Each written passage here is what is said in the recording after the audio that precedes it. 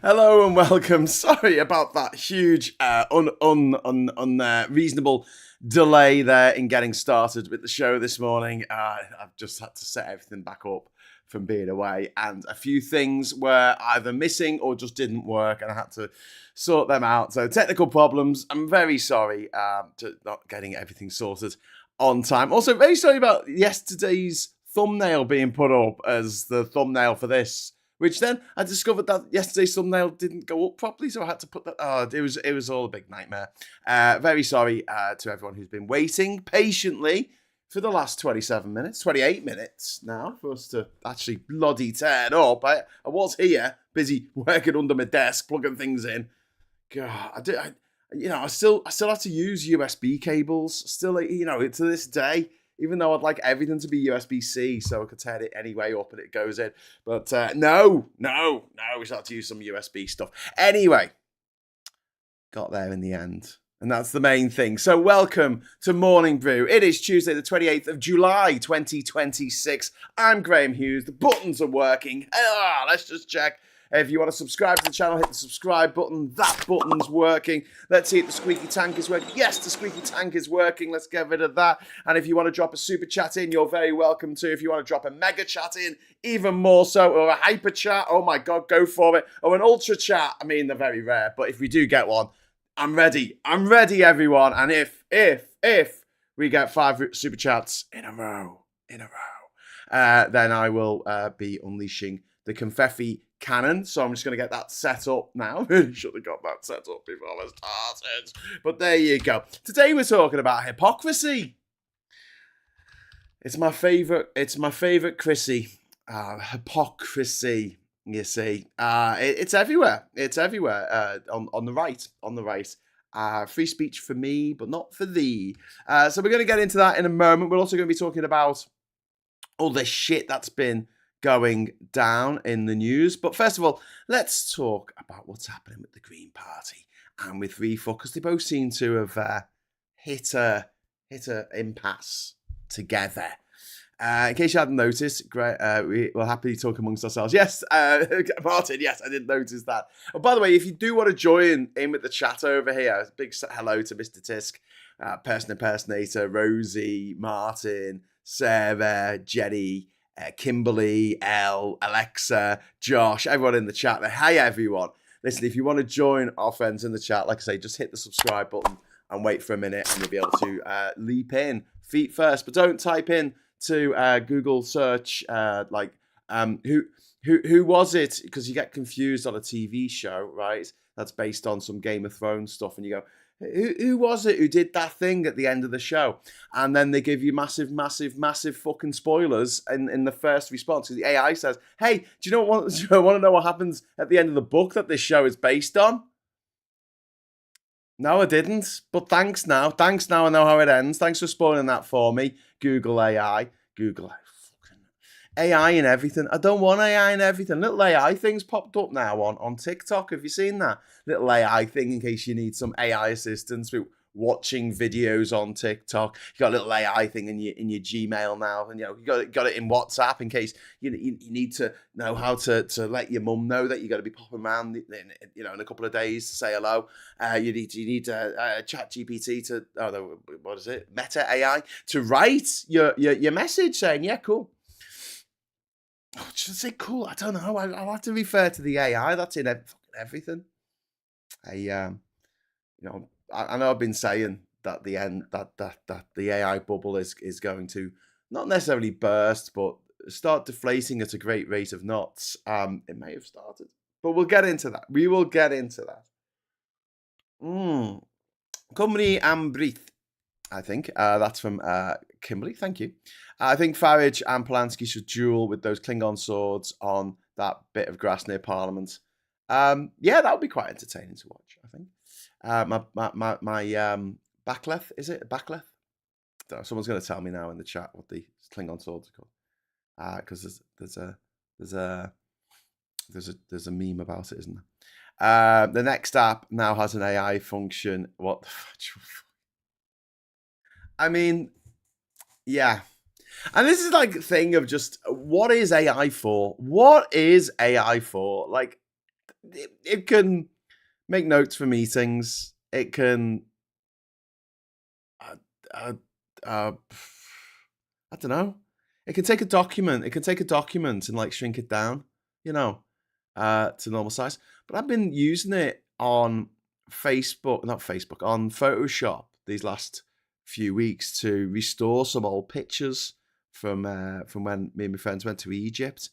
And I put in capitals, like in capitals, do not change anyone's faces. Do not change anything about the buildings, the ruins, and I have to make this mad list of like, do not change anything. All I want you to do is get rid of the scratches, right? And adjust the levels essentially, right? And increase the dynamic range, right? So it's stuff that you can do on Photoshop without AI, right?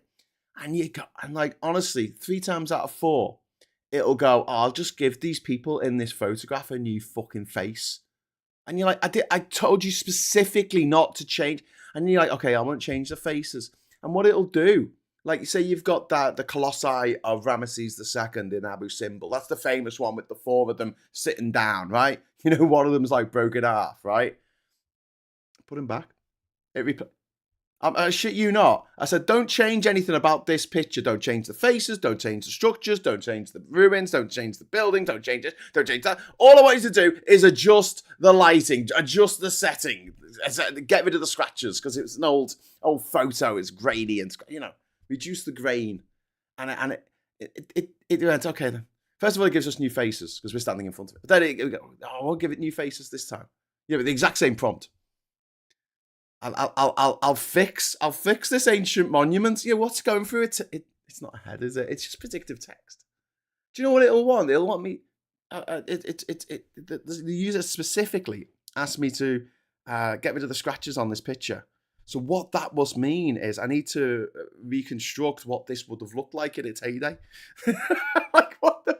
It's so infuriatingly shit. And honestly, after an hour working on a photo with AI, I'm like, I could have just done this myself using the tools that have been available on Photoshop since the 1990s. We're talking like 30 years ago. I could have done what I needed to do.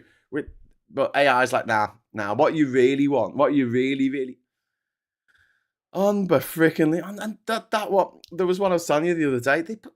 There's 3 of us standing at the pyramids, and then they added an extra person. Like, it just literally invented a person, a friend, to just stand next to us, who was also a giant, because compared with the 3 of us, he must have been 7 foot tall. Here's our friend, the giant, going through these old photos from 1999. Like, let's have a look at... Seriously. Anyway, on the Farage story, the gammon are calling for Polanski to be jailed for inciting violence, comparing what he retweeted to Lucy Connolly. So let's get into this. Let's be whining about how shit AI is and how it looks like it's on the verge of... Right, looking at the Asian markets this morning. Yeah, obviously America's not open yet, but we could be in for a bit of a roller coaster. And that's... who's that horrible man? Oh, there's so many of them these days. Elon Musk, his little meme stock, SpaceX. Oh, that's in trouble. That is in serious trouble, because pretty soon the lockout from selling your shares is going to run out, and everyone who can sell their shares is going to sell their shares. And that's not just bad news for Elon Musk, who's no longer the world's first trillionaire. He only was technically on paper for a few minutes anyway. But not only that, it's lost $600 billion of its worth so far. It's going to go further, but also this has a knock-on effect on the other AI companies, OpenAI, and also NVIDIA, which makes the chips for Meta AI and Gemini and all the other chip companies. Steve says it won't be AI that starts the downfall of humanity. It'll be the billionaire who owns the AI. Yeah. Graham, there is a new story where a rape trial. Yeah, I'm going to be coming to that, Chris. It's a really horrible story. The news story where a rape trial collapsed after it turned out the victim had used AI to help her with potential cross-examination questions. Oh, sorry, that was a different story that I'm going to focus on. But that, There was a Canadian lawmaker in Canada who made a speech the other day, and he literally read out the prompt, the response, which was like, "I'm going to tell you now to make this more compelling." He kept on. He read out like basically the response to his prompt, as well as what it gave him. Do you know what I mean? Like the preamble. He read out the preamble. Well, anyway, so let's talk about Zack Polanski's account. Right, so a photograph appeared on Green leader Polanski's Instagram account with showing a man wearing a black t-shirt bearing the words "We're only making plans for Nigel" next to an image of a guillotine. "We're only making plans for Nigel" is a reference to a song. I've forgotten who it is. I was going to say it was the Undertones, but that wasn't. That's My Perfect Cousin, isn't it? Who sung "We're Only Making Plans for Nigel"? Someone tell me. XTC or someone. It's an 80s band, wasn't it? So let me know in the chat. Was it, who was it? Was it Sparks? I don't know. Who did this? Yeah. Anyway, so it was a riff on that. XTC. It was XTC. Sorry, it was. I just looked it up. XTC. Making Plans for Nigel. 1979 song. I knew it was one of them. I was going to say the Undertones because I was getting it mixed up with My Perfect Cousin. What I like to do, he doesn't. He's his mother's pride and joy, his father's little golden boy, or where to that effect. Ecstasy, XTC. Yeah, the photograph was one of 20 images on the carousel from a Green Party event held on Sunday. It was a collaborative Instagram post, meaning it was published jointly by several participants' accounts rather than being a photograph individually selected and uploaded by Polanski. So I've done this for when I did the Guinness World Records interview a couple of months ago. Did the podcast with them. We did that as a joint thing, so it came up on my account as well as on theirs. But they posted it. Do you know what I mean? It's like it comes up. Would you like to be a collaborator? And you just go yes. I didn't have to watch the video before they posted it. So if they wanted to, they could have swapped it out for something absolutely fucking horrific, and it would have come up on my YouTube page, right? So it's a bit of a risk that you take, but usually collaborative Instagram posts, they don't normally take a route this way. But Polanski had been tagged. He had accepted the collaboration, which caused the entire carousel to appear on his profile, even though he didn't post it himself, but it reached all of his followers. His spokesperson said he accepted the collaboration after seeing part of the material without realizing what else the carousel contained, and the post has since been obviously removed from the account. Now, I want to say first and foremost, this is a huge failure by the Green Party, right? We'll get into the hypocrisy in a moment, but just let me have a word about the Green Party, right? And it's why I honestly believe, and I know that some of the people watching this are very big fans of the Green Party, and I do think they are. You know, if there's a level of being ready for government, they're definitely above refuck. They're definitely above reform, right? But they're nowhere near the Lib Dems. Nowhere near the Lib Dems in terms of capability to actually run an actual motherfucking government, okay?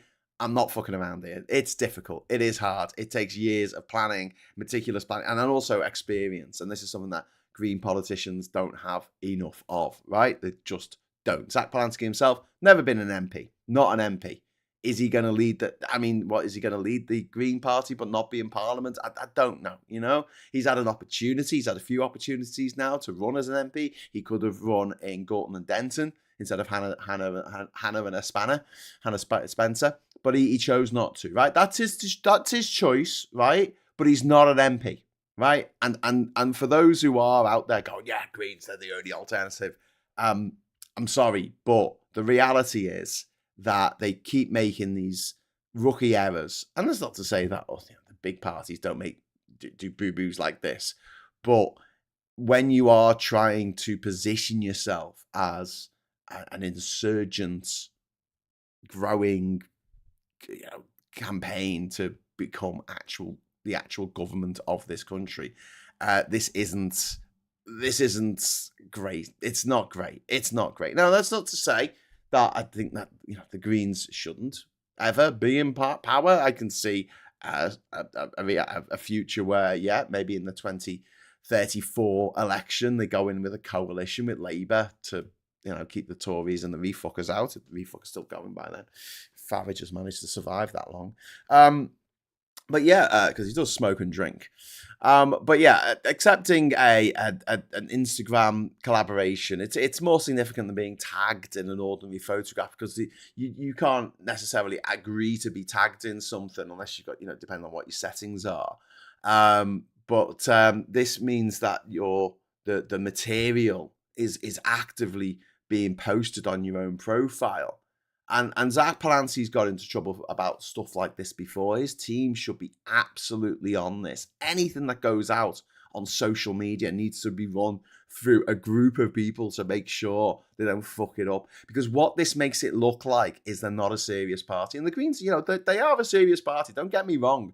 I'm saying they're not ready for government just yet, but they might be in the future. I'm not saying they're not a serious party. I'm not saying they don't have good policies. Some of the policies are great. I really agree with them. What I'm saying is, if they all want to push themselves as a professional outfit, this is a real dark mark against their capabilities of doing that.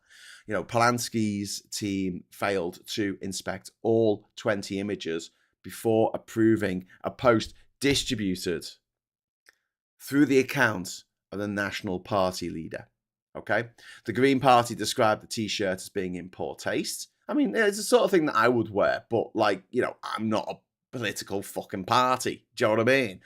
Polanski condemned the image and called for greater civility in the political debate. The legitimate criticism is negligent social media management and inadequate scrutiny here. Not evidence that Polanski personally designed this T-shirt and posted it to threaten Nigel Farage in any way. The episode follows his early apology for hastily sharing inaccurate criticism of police officers during the Golders Green attack on Jewish men in Golders Green. This increased his pressure on his office to improve its checks before putting stuff out online. And here's the bad thing about this, right? And I know that it sucks, right? And I'm sure people are talking about this in the chat, right? We fuck will get away with this. Farage, Trump, Erdogan, fucking Putin, Orban, and whatever, they'd all get away with doing something like this easily. Oh, they're just a joke. Just a joke. It's just a joke. The leader of the Tories, Kemi Badenoch, she stood up the other day and talked about all these people stabbing Starmer in the back, all these MPs stabbing him in the back. It's violent rhetoric that they use, and I know it's an expression, it's an idiom, whatever, but still, it sounds like violence, right? They can get away with it all day long. Labour can't. The Lib Dems can't. The Greens can't. Anyone on the left can't get away with this shit. They can't. Because they have to be purer than pure. And that's the way it is. And it's shit and it sucks. And I know it shouldn't be this case, this way, but it is, right? And like I say, the Green Party really fucked up here. They really fucked up at a time when they're quite obviously struggling in the polls. They're struggling to react to Andy Burnham getting in and doing things that the Green Party can't agree with. So how do you argue against it? How do you say he shouldn't be Prime Minister and Zack Polanski should be Prime Minister? It's a difficult argument to make at the best of times. And now, anyway, but what I want to focus on now is the fucking hypocrisy of Nigel Farage, Nigel toad-faced Farage, the nicotine-stained man-frog, the bollocked-faced foghorn of ignorance. He is just, he reposted a screenshot and said that Polanski should be arrested, right? Zia Youssef accused Polanski of inciting murder. Refuck made a third-party report to the Metropolitan Police. Let's not forget for one moment that the people that Nigel Farage supports in America turned up to their Parliament building, the Capitol, right? They turned up there with a gallows for hanging Mike Pence, okay? So this wasn't a T-shirt with a guillotine on it. This was an actual physical gallows for hanging someone, which is what they wanted to do. The Met said officers were conducting inquiries, but they're not announced a criminal investigation at the time of report. I mean, this is just bollocks. Youssef linked the image to heightened concerns about politicians' safety following the killing of Anne Widdecombe. Right, but there is a woman called Lucy Connolly, and following the disorder, ramped up by Farage, what you might call the Farage riots following the Southport killings in July 2024. Lucy Connolly published on X a post that she published herself. It wasn't someone else's post that she was just reposting or whatever, calling for hotels, housing asylum seekers to be set on fire. Her message also referred to immigrants as bastards and included politicians amongst those that she wanted removed. She deleted the post after several hours, by which time it had been viewed hundreds of thousands of times because it had been amplified on Elon Musk's X platform, which is set up for right-wing trolls to just be horrible. She pled guilty to inciting racial hatred, a law that had been on the books since the 1980s. This wasn't a new law brought in by Starmer or brought in by Blair or Brown. No, it was brought in by Margaret Thatcher. Yeah, Maggie Thatcher. She brought in this rule when her government were in charge in the 1980s. She received a prison sentence of 31 months and served about 10 months before her release in August last year. Her conviction for criminal incitement was directed against identifiable accommodation containing people not merely expressing an unpopular political opinion. But however, she was then platformed by Reform UK, by Nigel Farage, Zia Youssef, Richard Tice, all the people who are fucking belly aching now over this mistake that Zack Polanski made. And, you know, it's fair enough that they point it out and say, yeah, they shouldn't have posted that. And Zack Polanski goes, yeah, you're right, shouldn't have posted that, delete, sorry for any offence caused, right? It's the way normal. But they're referring it to the police. They're referring it that they want him to be arrested. They're calling for him to go to jail for this post and go, ha, you see, it works both ways. But they platformed Lucy Connolly. And they presented her as a victim of Britain's supposed attack on free expression. The hypocrisy here is off the charts. Farage used her case time and time again, used it in Parliament. This is unanswered in Parliament, calling the British system two-tier justice. Is he going to say that about Zack Polanski if he gets arrested and put in jail for 10 months? Is he going to say, oh, it's two-tier justice? Look what happened to Zack Polanski. Reform promoted the argument that her imprisonment demonstrated excessive punishment for speech. Excessive punishment. And these are the same people who are now calling up the police and going, "He's put something on the internet. Get rid of it." The hypocrisy. The absolute fucking brass neck of these motherfuckers. And Farage travelled to Washington in September 2025 to complain to the US Congressional Committee that free expression in Britain was being suppressed, calling the country, saying that it was heading towards North Korea and telling the American lawmakers in America to impose sanctions on us, on our country. He doesn't give a fuck about it. He's going to fuck off to Monaco once he's got enough money. You know, to spend the rest of his life gambling with other people's money. But this is the thing, like Connolly intentionally wrote and directly published a call to burn occupied asylum accommodation, whereas Polanski approved a collaborative carousel without checking every photograph. He made a mistake. He made a fuck up. And yes, it is a fuck up. And we need to call it out and say, don't fuck up like that again, you stupid tit. Make sure that before anything gets posted with your name on it, make sure it doesn't have someone with a t-shirt on with a guillotine that says we're only making plans for Nigel. Okay, just one of those things that you need to do, mate. Fucking look organised. Look professional. For fuck's sake. Anyway, but like, Refuck treated Connolly's prosecution as an assault on liberty, but demanding that Polanski is arrested by the police. I mean, before it had been determined whether the posts constituted any offence whatsoever, apart from being, you know, a bit of political poor timing straight after the murder of Anne Widdecombe. But, you know, Farage's position is not a consistent defence of unrestricted expression. It's only when it suits him. And this is the case, like I say, for all autocrats all over the world. It's when it suits them. They can say what they like. They can be racist and sexist and transphobic and homophobic. That's fine. Bernard Manning. They can make jokes about the Holocaust. They can go up to Jewish students in the school that they were in and make noises like gas being released in a gas chamber, killing Jewish people. Hey, isn't this funny? Jewish people were murdered en masse by the Nazis. He said, and then marched through the local village singing Hitler Youth songs. Oh, that's free expression. That's fine. That's fine. Calling for the death of millions of people. Ah, that's all right.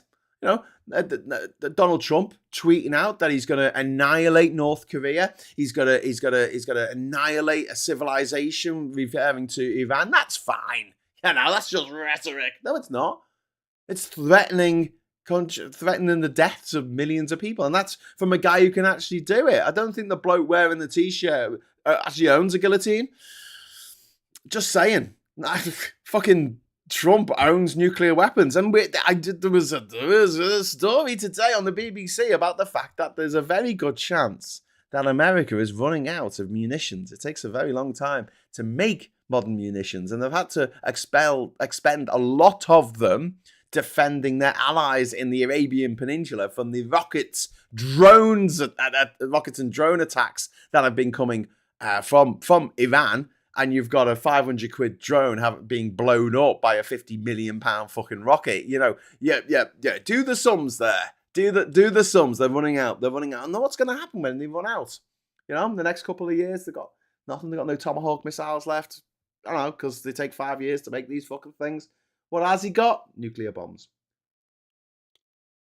And unlike the Russian ones, the American ones still fucking work. He's actually maintained the bastards. The reason why Connolly received such a harsh sentence, personally not harsh enough, is because of the timing of the post and the fact that she was a trusted individual being a childminder. I reckon Farage is close to snapping. Seeing his own rhetoric used back at him could be the tipping point. Well, I hope so. He's used violent rhetoric in the past. And don't forget, this is the toxic slime ball who said, just after the murder of Joe Cox, as a direct result of the referendum that he agitated for, that he unveiled the breaking point poster just moments before she was murdered on the streets of Yorkshire, and then he goes afterwards, he goes, oh, we've had a revolution and not a shot fired, apart from the shots fired by the guy with the gun and the knife who murdered Joe Cox, mother of two. Fucking hypocrisy. You know, Farage's practical standard is that aggressive material from his political side should receive maximum latitude, while offensive material involving him should attract immediate police attention. You know, that fuck is entitled to criticise the Greens' failure to check the post and argue that the image was acceptable. I will go on record to say I think that image appearing with Zack's name on it was fucking unacceptable, and he should have fucking apologised. But it's nothing to do with the police. But it's the fact that it's refuckers calling the police, you know, calling it deliberate incitement by Polanski is like so off the charts, like hypocritical of these motherfuckers. But this is nothing new, right? So today marks the 25th anniversary of Pedogeddon. For those old enough to remember, the Sixth Sense of Humour, that Brass Eye special, the 7th episode of Brass Eye, they did a special in 2001, Pedogeddon.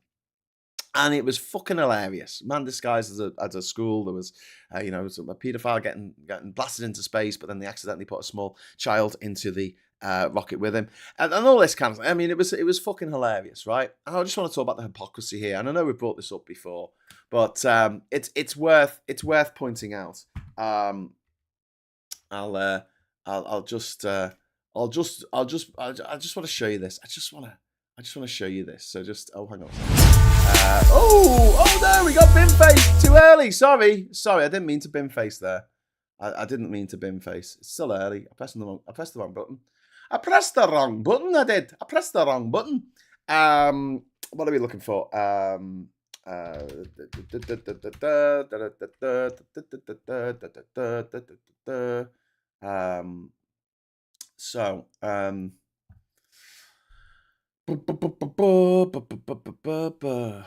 Okay.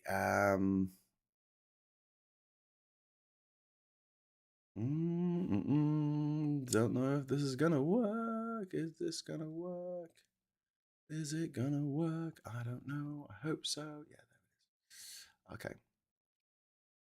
is. Okay.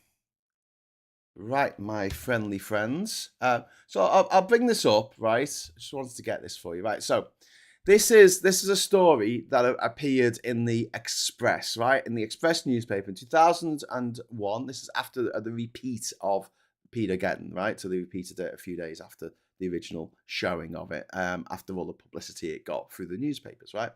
Perv spoof bosses axe wrestling. So they're talking about Channel 4 here, and if you've seen this before, don't ruin it in the chat because you know what's coming, don't you?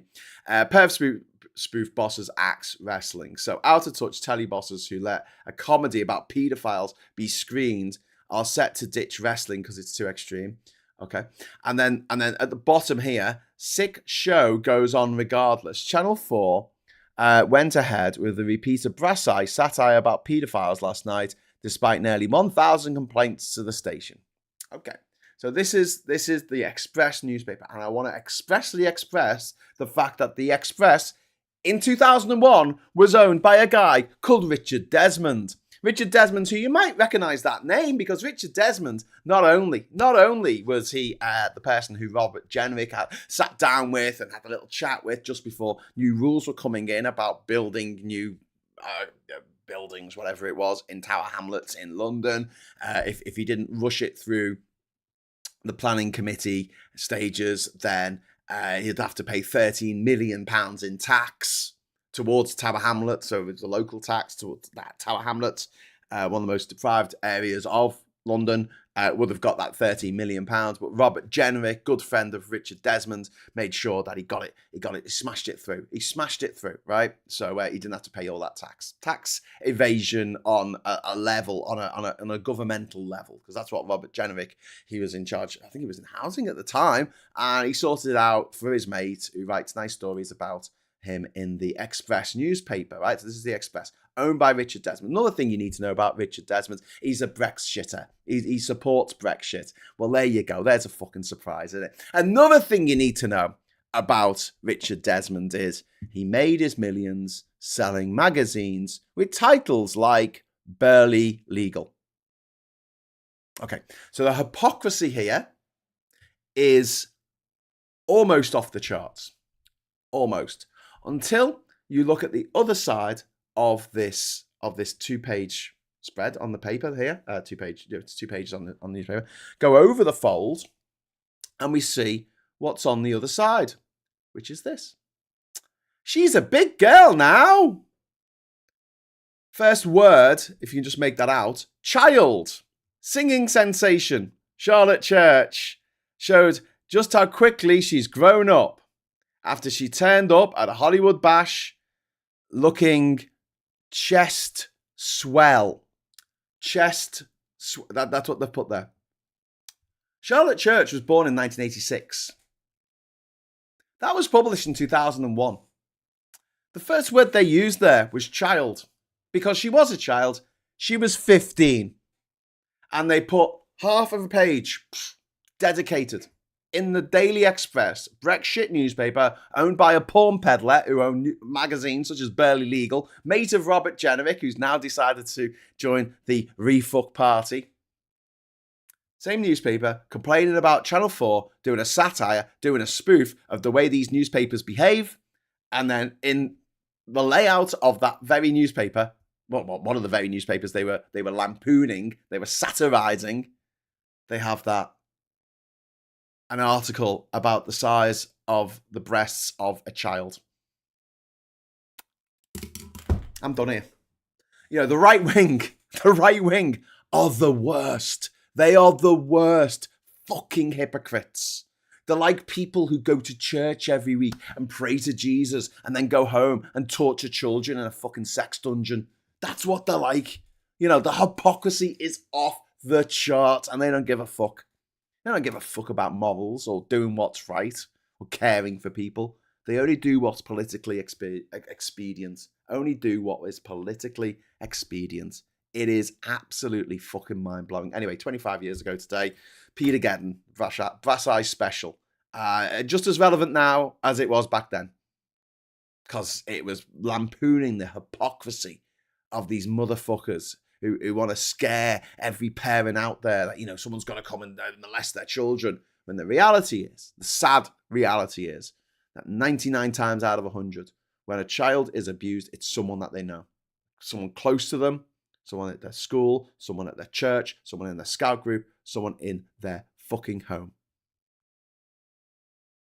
And yeah, Brassai decided to just just fucking drop this bomb and walk off. Anyway, I love the moment in the crime episode where they get Claire Rayner to say she would beat off any man who mugged her. I naively hope that the Greens will partner with Labour as a means for tougher socialist policies to get through. I don't know, Kimberly. I mean, I think that at some point there might be a collaboration on the cards, but I think it's years away at this point. And there's a lot of things that I would like to see done, but I'm quite pragmatic about it because I know you saw, and I saw, we all saw what happened when Labour tried to bring in VAT, did bring in VAT on private school fees, something that 99% of us, 100% of people watching this probably, will never even have to think about, never even have to consider. Then they brought it a rule about people who owned 1,000 acres of fucking farming, that they couldn't use that as a little loophole to avoid inheritance tax. Something that doesn't affect 99% of us. Most of us, we wouldn't even think about that. It's not something that we're asked about in any way, shape, or form. But the backlash against it, Jesus Christ. Do you remember Farage couldn't get his Coots bank account? Yeah? It was like that, wasn't it? A bank account that 99% of us could never dream to have, and he couldn't have it, so he was upset. They didn't want him as a customer. This is something that the right love to do, isn't it? They demand to come into your home and read a screed about how much of a twat you are, and they call that freedom of speech. But if you turn around to them and say, hey, do you know what? I think you're a twat. They're like, oh, quick, call the police. Call the police on this person. They call me a twat. Happens all the fucking time. Everything, Mo, especially in snail's pace in this unequal country. Yeah. I keep trying to do a super chat, but the security on my setup keeps booting me out, says Warren Peter. Oh, no, I'm sorry. The pedos are always right-wing because it's all about dominance. Yeah. That doesn't surprise me at all. I think that the vast majority of people in jail in the UK, if they could vote in the referendum, or they did vote in the referendum and committed crime since, they all voted to leave the EU. Not all, but the vast majority, And someone go, well, I know someone who voted to remain and he was a right bastard. I'm like, yeah. Anyway, let's talk some good news, actually. So I really like this. Burnham, as his policy announcement for the day, is technical qualifications from the age of 14. So Andy Burnham wants schools in England to adjust teaching for pupils aged 14 and over according to the employment needs of their local economies. This is brilliant. I think this is great, okay? And you can argue with me and say, oh, well, I actually work in a school and this is shit. But if that's the case, get back to work. Oh, no, it's the school holidays, isn't it? I'll let you off. Mayors, councils, schools, further education colleges and employers will jointly identify qualification and skills required in each region. Technical courses will be taught alongside compulsory academic subjects rather than replacing English, maths and science. I genuinely believe that English and maths should be the core subjects that everyone needs to know. Everything else, yeah. But then again, we've been teaching science for years. And God, the older generation loved to tell us how much more difficult it was when they were in school. How much difficult. Here's an O-level paper from when I was a child. And it's more difficult than what you'd have to do for a physics PhD these days. It's not. It's really not. It's whatever. But, it was so difficult. It was so difficult back in those days to actually get a good qualification from your school. So if you knew how to game exams, if you suss out how to game exams, you can just get straight A's or 9s as they're called now. I really do welcome this. I do welcome this. Potential routes include engineering, manufacturing, construction, financial services, green industries, health, social care, education, and transport. And yeah, I'm so up for this. It's silly. The policy is based partly on the Greater Manchester Baccalaureate introduced while Burnham was mayor there. The scheme began in September in 2024. It initially involved just 10 schools, meaning there's not enough evidence to judge its long-term results. But the national program, national rollout, is intended to begin in September next year. No, sorry, to September 2028. So funding rules and Ofsted guidance will be changed, so technical pathways were not treated as inferior to university preparation. And this is a thing that I've felt for a long time. I don't understand why T levels, technical levels, are not seen with the same level of impressiveness on your CV as an A level. They fucking should be. They absolutely should be. If you're not particularly great with remembering what your teacher has told you to say about this shitty D.H. Lawrence novel, then but you can strip a motorbike down to its component parts, clean them, and then put the fucking motorbike back together in a day. Then I think you've got some real fucking skill there. I'm not going to say you haven't got skill because you can't remember what your teachers told you, what D.H. Lawrence was thinking when he wrote that really shitty book, that shitty, boring D.H. Lawrence shitty, boring book that you were forced to read for A level. Did you actually read it? Did you? You just read the fucking York notes and remembered them, and then you regurgitated them in your A level, and that's how you got your A level. Hello, fellow English A level people. It's great, isn't it? Open book exam. You just wrote all the fucking points that you had to make in any given essay in the back of the book. You're allowed to have notes in the book. There's a few empty pages at the back of Sons and Lovers. Just write all the things you need to know. Great stuff, this. Get into the exam, just write it out. Try not to make too many spelling mistakes. There you go. That's a good test, isn't it? That's a good test of your fucking capabilities. If you can construct a fucking barn, right? Just have your own fucking hands, put a barn together. I'm sorry, but that is way, way, way more impressive than anything that, getting your history degree by remembering that, the finance minister for Louis XIV when he was still a kid was Richelieu. It was before Richelieu's heir. Richelieu's heir was Mazarin. Anyway, but why do I need to remember that? I don't remember the date of the Treaty of fucking Westphalia, or the Treaty of Utrecht, or the Treaty of Vienna, or the Treaty of Versailles. I don't need to know this stuff in life. I really don't. I've got the internet. I can just look it up. It's fine. But being able to do something practical, that's that. Wire up an entire house. That's an amazing skill. That is an amazing skill, and not blow yourself up. I would have failed critical thinking as a child. I was clueless idiot of a child, says person impersonator. Oh, I think you've been too harsh on yourself there, person impersonator. I often think back to when I was younger and think, God, what a stupid idiot I was. But then sometimes I find a bit of writing that I did back in the day, and I'm like, well, that's quite, that's actually quite astute. I hated and still hate Dickens with a passion. He elevated tedium to extremes. Can tell he was paid by the word. He was paid by the word. War and Peace, and that's why. War and Peace, and that's why he would. God, he would describe everything down to the minute detail, wouldn't he? I think a required subject should be critical thinking and how to learn. It would make many people smarter in other subjects, as part of the struggle is knowing how to study the subject. Yeah, I think you're right, Pollinator. They do this in civics. They do cover critical thinking. But yeah, I agree. But one of the things that is a problem with kids, and you'll know this if you talk to any kids, is I get to a point in their life where they decide that learning things is boring, school is boring, having to learn stuff is boring.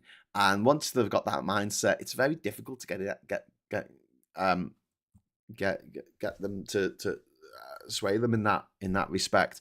Now, a lot of us grow up. A lot of us, everyone watching this, I will say, everyone, 100% of the people watching this grew the fuck up. They got to a point where actually learning stuff is quite cool. Like knowing stuff, that's great. Knowing how it all works, knowing how it puts together. We might not know everything, but we get fascinated. We look it up. We look things up. We're kind of interested in what's going to happen next, or why this is the way it is. We're interested. We're lifelong learners. Everyone watching this is a lifelong learner. I know you are, right? Because you're watching this channel. It makes it, it's pretty self-evident. But these fucking idiots, right, they decided at the age of 14 that school was boring. They weren't going to pay any attention. Then they left school at 14 with no qualifications, which you could do back in the day. And they got a great job in a bank or something, or, some financial institution, or, they landed on their feet. And even a job as a train driver or a post office worker or something like that. These weren't particularly highly skilled jobs. I know driving. working on trains is, it takes a bit of skill and a bit of training and everything. That's why they're paid so much. But the reality is, like, these were jobs that back in the day you could get, and you could easily afford a 4-bedroomed house to raise your fucking brood in at the age of 26. Yeah, that's not happening anymore. Most people buy their first house now in their 30s, not their 20s. Most people start families in their 30s, which is leaving it a bit late, unfortunately, for a lot of people. And some people, it becomes leaving it a bit late becomes leaving it too late, and then that's it. That option's been taken away from you, and then you have these knobheads on the internet go, "We need more children, we need more kids, we need people having more kids." Like, we can't afford to, mate. Can't afford to have kids. I'm 47. I can't afford a house. I can't afford a car in this country. I can't afford to have kids. Super chats are open now if you want to, chip in. I've been there. What's this? I've been going now for 45 minutes. It's free to wear. Graham, my nephew is year 9. I tutor him in maths. My sister offered to take him to Alton Towers if he beats my math GCSE 87% higher papers. That seems to have him motivated to study. Lol. Yeah. I mean, and each kid's different. You can find a way to get kids to get their head down. That's great. My point is that there's a lot of people out there who decide at the age of 14 they knew everything they needed to know. Learning was boring and they didn't need to know anything more. They just believed everything that was given to them by the people who they like.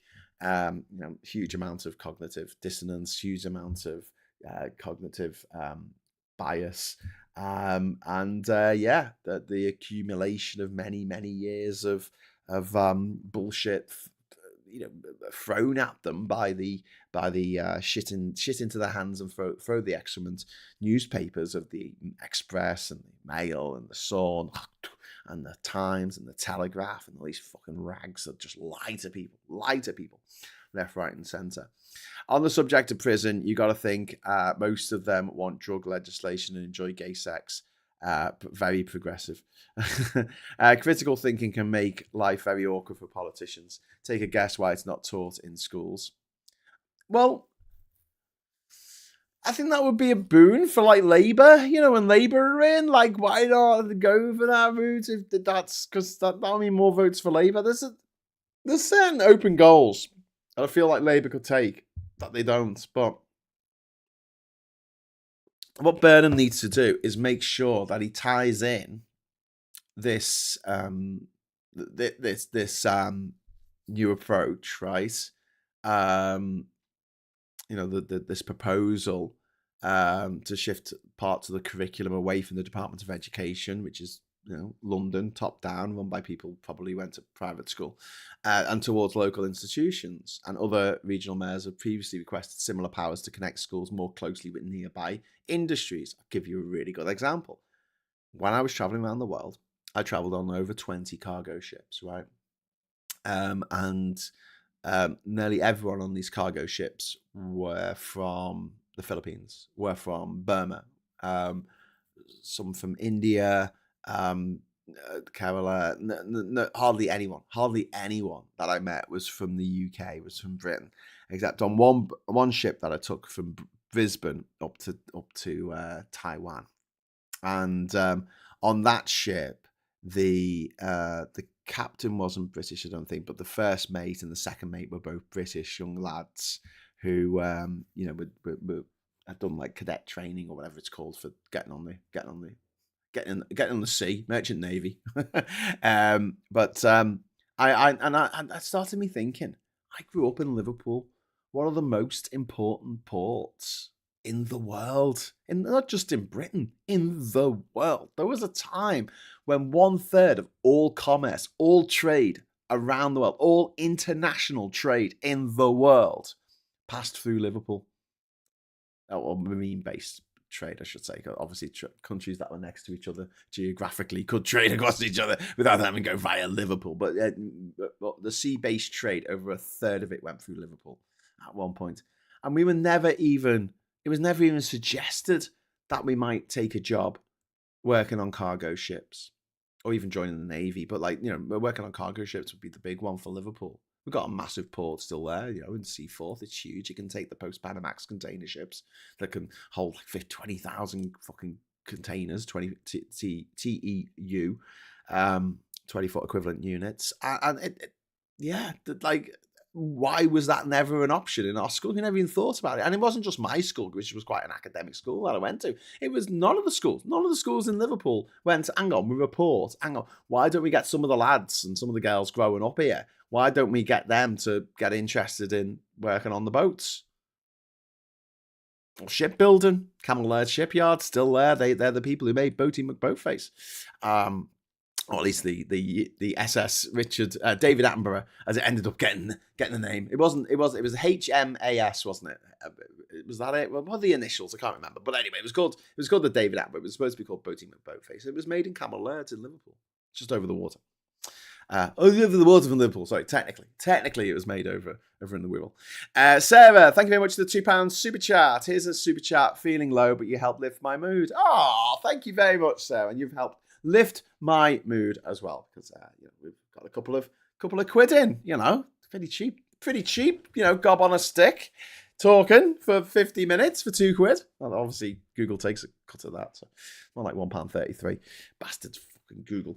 But you're very welcome. You're very welcome. Who's been a member? Someone's been a member. Do you remember being a member? Member berries. Martin Harrow is the member berry for today. 18 months. Still can't super chat. Bloody PayPal. Oh, bloody hell, I'm sorry. There's people trying to super chat and they can't. That's really shit. And then Paulie Donkey here. Thank you very much for for joining the channel. You're now a superstar. Thank you very much. If anyone else would like to join the channel, it's very simple to do. Just hit the join button and follow the prompts. And there are different levels that you can join up to. And very soon, hopefully, we'll be able to launch a WhatsApp channel for us all, which I'll be involved in. I just don't want to give everyone my number. That's it. A WhatsApp. Do it. I don't know. Yes, I can use Telegram. I can use Signal, whatever. But I want to use WhatsApp because I'm fed up of having so many different ways of contacting me. And occasionally, like, things will just sit there for like 5 days and I won't even notice because I can't be dealing with getting notifications every time there's a burp, fart and whistle on the internet, which involves me in any kind of way. So I turn all my notifications off pretty much, except for WhatsApp, because I leave that open as kind of like an emergency thing in case there's a problem around the house or, I've got to go somewhere or do something. So I know that there's at least one channel that's always open that will actually make my phone buzz. Viper Scott, so if we could bring you on board with that would be excellent. For Dizzer's Confetti Fix. Thank you so much, Viper Scott. £2 super chat. Yes. But yes, the principal implementation of this Burnham's idea here concerns questions. They concern the quality and the portability of locally designed qualifications, disparities between regional economies, staffing workshop facilities, whether pupils retain enough flexibility to change career decision later. I think they do. If you've trained as a plumber, it's not that much of a leap to become an electrician.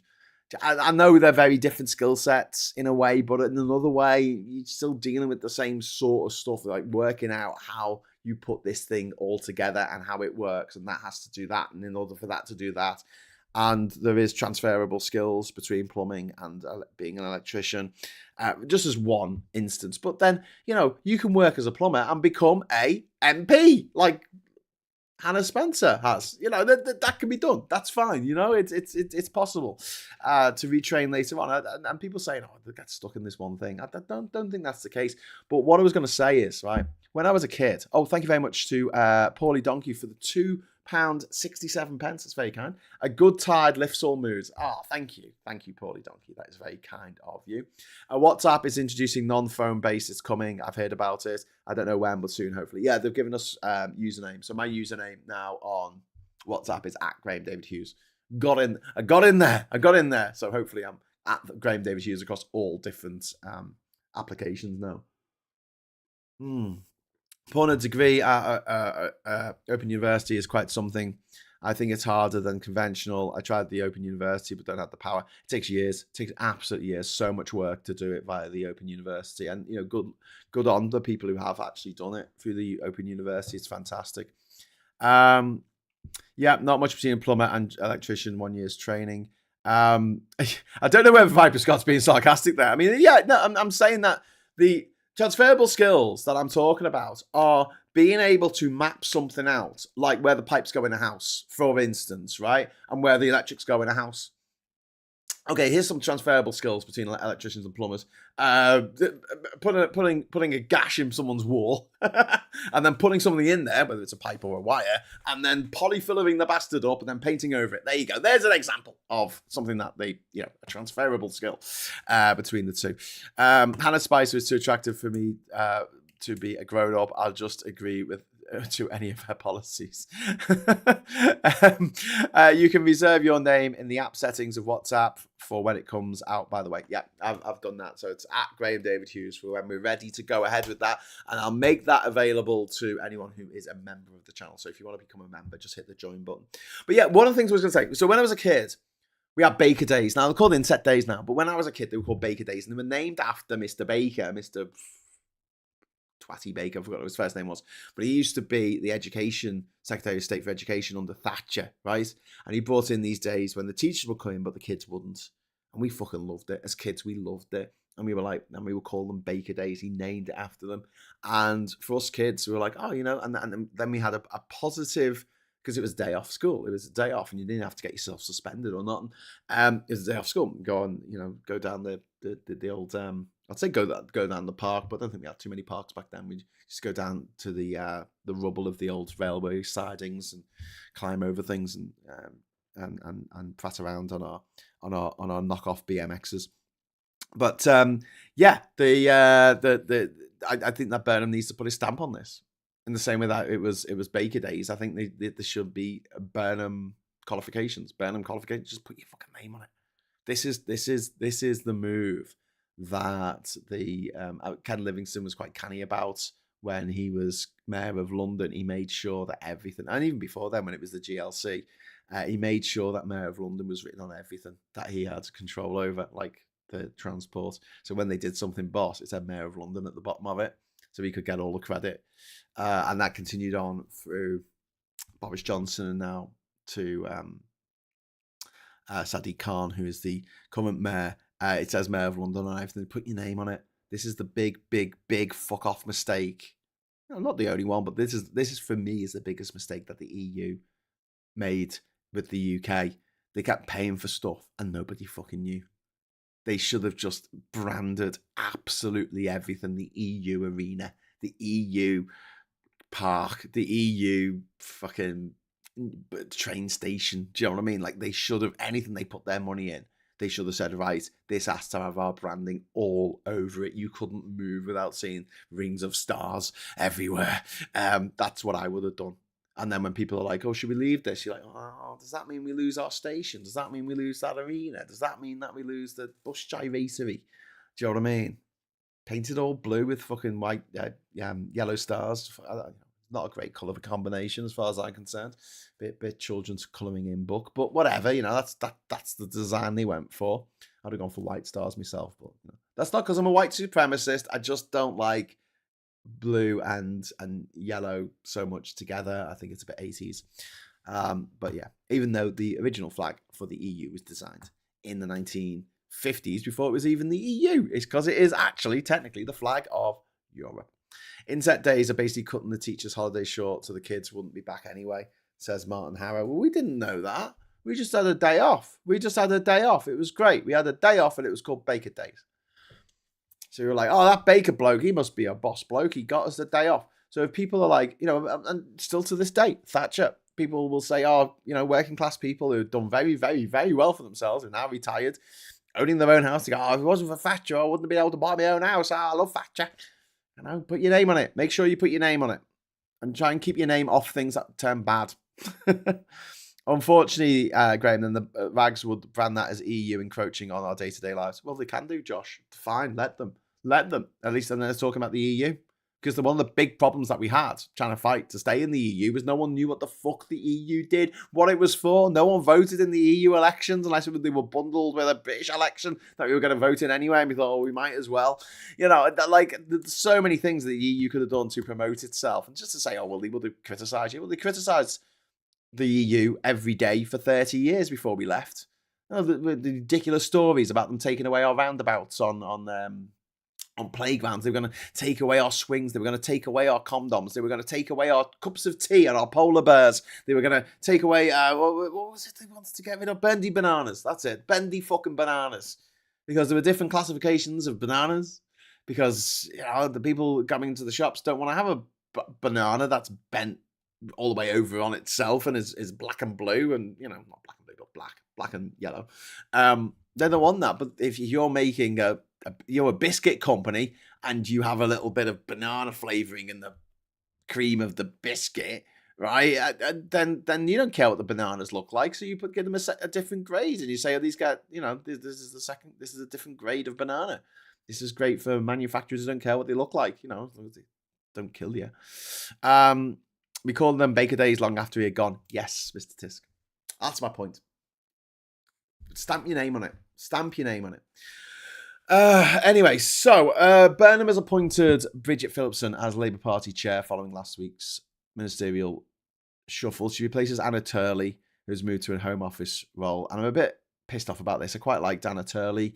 I don't like Bridget Phillipson. I think she's turfy. We've gone from Turley to turfy. Phillipson lost the education brief when Lucy Powell entered the government, but remains in the cabinet as Minister for Women and Equality. She's still going to be the minister overseeing the trans bathroom ban that's coming in next week. And we're calling it the trans bathroom ban. It's not just for trans people. It's for everyone. It's for every woman out there who doesn't look as feminine as modern beauty standards will allow. So that's pretty much all women who are not white, all women who are over the age of 50, all women who are a bit tall, all women who are, have a deep voice, all women who, the different types of women, different kinds of women, all of them, basically. Unless you look like, I don't know, Kim Basinger back in a heyday, you're fucked, basically. You won't be able to go for a piss. Someone's going to stop you, and then you will sue the venue, and then the venue will close down as a result of being sued by so many people for making them piss themselves because some turfy motherfucker, some turfy Karen was in the bog screaming about the being, there's a man in the toilets. Is there? No, there's a woman having a piss. What the fuck's your problem, you fucking weirdo? But this is gonna. I really, really hope Burnham is smart enough to just get ahead of this and just go, we're not doing that. Because the political fallout is going to be one thing, but the legal fallout of this, if you take it to its logical conclusion, and we're seeing this in America. There was a story in America last year where two TERFs went at it in a women's toilets. Not in a good way. And it was because they were accusing each other of being trans when neither of them was. Police had to intervene. What's a TERF? It's a trans exclusionary radical fascist. I think they originally it meant feminist at the end, but I just say fascist because these people are, they want a genocide against a segment of society that they think shouldn't exist. Because they were told that by the oil companies. What a weird time to be alive. I like bananas once the skin has got to go brown. It's a fine line, but so much sweeter. It is a fine line. It's like you see it in the morning, and go, I'll eat that later. And you come back like an hour later, and it's just dissolved into black goo. You're like, oh, for God's sake. Time back in 23 minutes. I'll say adieu now just in case. Take care and thank you for the company. It's appreciated. Oh, well, thank you, Lost Missionary, for the company. It's all good. It's all good. Condominiums. I don't like them. AstroTurfing. Yeah.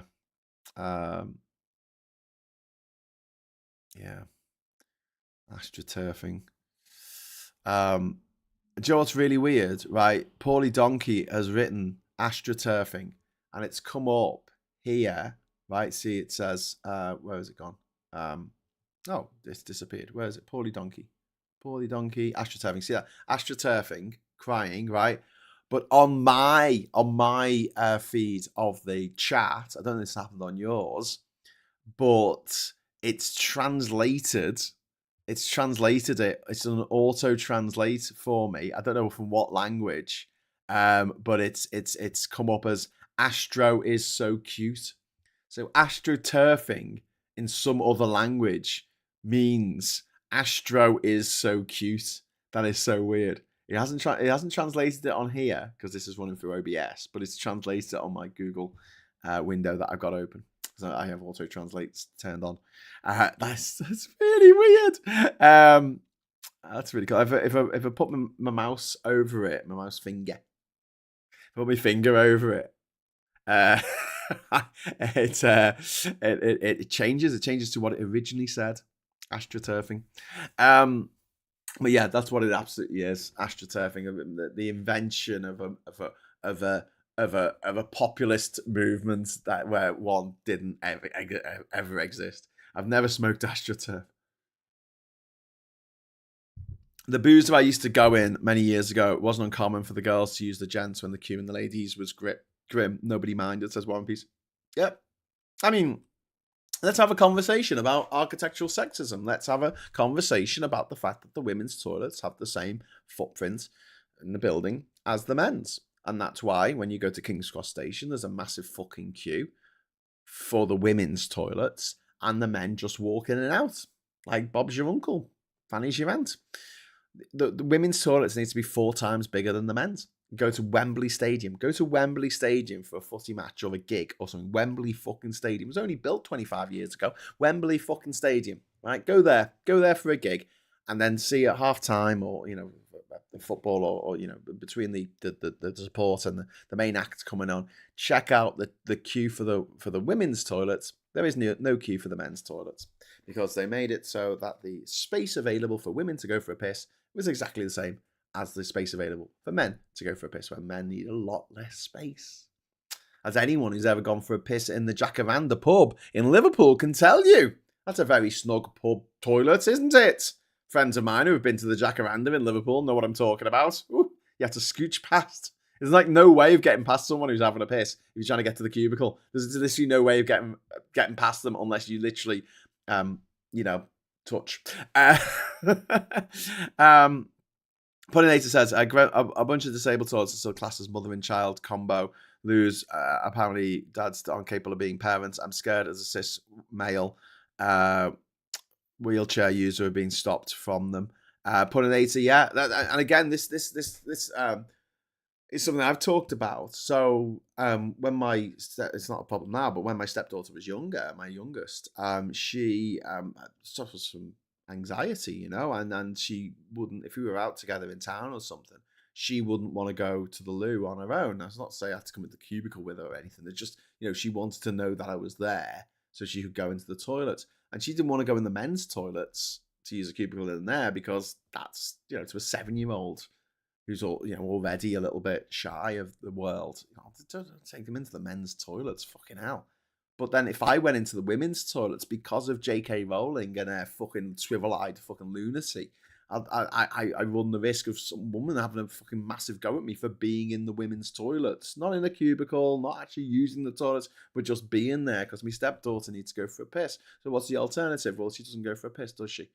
She just fucking cry. We can't go into the disabled toilet together because she's my stepdaughter. She's not my daughter.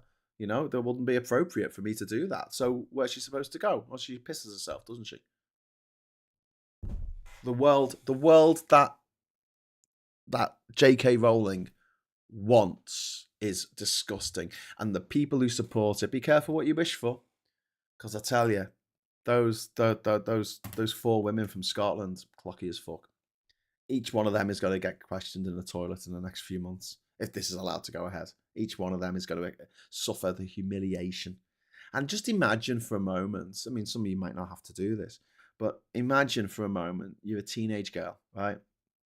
And you go into the toilet and you are told by some horrible old fucking Karen that you aren't allowed to use that toilet because your hair's too short or your boobs aren't big enough or because, whatever insecurity that you have as a teenage girl that stops you from going for a piss in a public fucking toilet. That's the future that J.K. Rowling wants. That's why we've got to fucking fight against it with all our fucking might, because as our trans friends keep telling us, it's not just going to affect the trans community, mate. It's not just going to affect the trans community. It's going to affect everyone. Everyone, whether they're a stepdad, whether they're a cisgender woman who doesn't look traditionally feminine enough, is black, is Muslim. The hysteria. I mean, there's a through line behind the right wing losing in terms of gay marriage becoming legal everywhere, pretty much. And then they lost there. I know being gay is still illegal in Uganda and Zambia and places, but I mean most places around the world that have advanced economies, it's now legal to get married. So they were like, "Oh, we lost that." So they turned their sights on trans people. And in this country, it was the opposite thing. It wasn't like they had they lost anything. Well, they did in a way. So once we left the EU, they couldn't blame the EU for everything anymore. So they had to find something else to blame. And there's a through line between, it's very telling that the exact moment that we voted to leave the EU, it seems to be the moment that transphobia in the UK started taking a hold. And I challenge any fucking turfy bastards that I see on the internet. I say, give me a post, show me a post, right? Go into your Wayback Machine, or go into your memories and Facebook, right? Show me a post that you put up before 2016 complaining about trans people existing. Go on, show me one. There won't be. It's already happening in the US. Well, there you go. It is in the US. There are paedophiles, men who want to abuse children, who are putting themselves into positions where they say, "I'm not going to let this girl play on this football team and this softball team and this rounders team, baseball, whatever they play in America. I'm not going to let them play on this team as a little, 10-year-old, 11-year-old girl, unless they show me her genitals." And they're trying to make that law. They're trying to make that legal.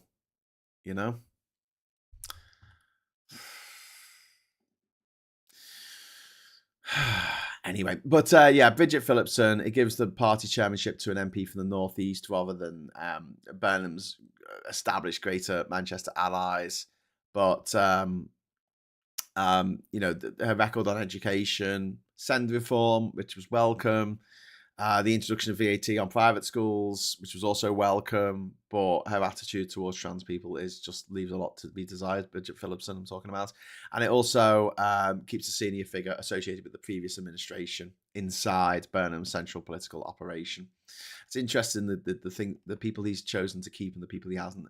Both Phil and I think that he should have kept Darren Jones, and obviously Darren Jones. What was it? It sounds like he was expecting to stay from the quite bitchy message that he put out last week on social media. But yeah, Graham, the whole TERF campaign is also money backed like Nigel, so there's a chance it could collapse just as easily as the entire restore and more. It's artificial hate is what I'm saying. Yeah, it is artificial hate. But I mean, yeah, isn't all hate artificial, really? Any kind of hating of someone that you don't know personally, that you're not an individual that you are aware of, just an entire group and society, it's almost always been paid for. Almost always. Someone's paid for that hate. Hate's expensive because it's so unnatural. It's like fascism. Fascism's fucking expensive because it's, as Trump is finding out now, being a warmonger is expensive. As Putin is finding out, being a warmonger is expensive. Costs a lot of money to keep going. Yeah. And Diz is dropping in transgender flags there. Yes, the trans community. A trans girl who started the hockey team has been banned from the team. That's crazy, isn't it? Isn't it fucking crazy? Yeah.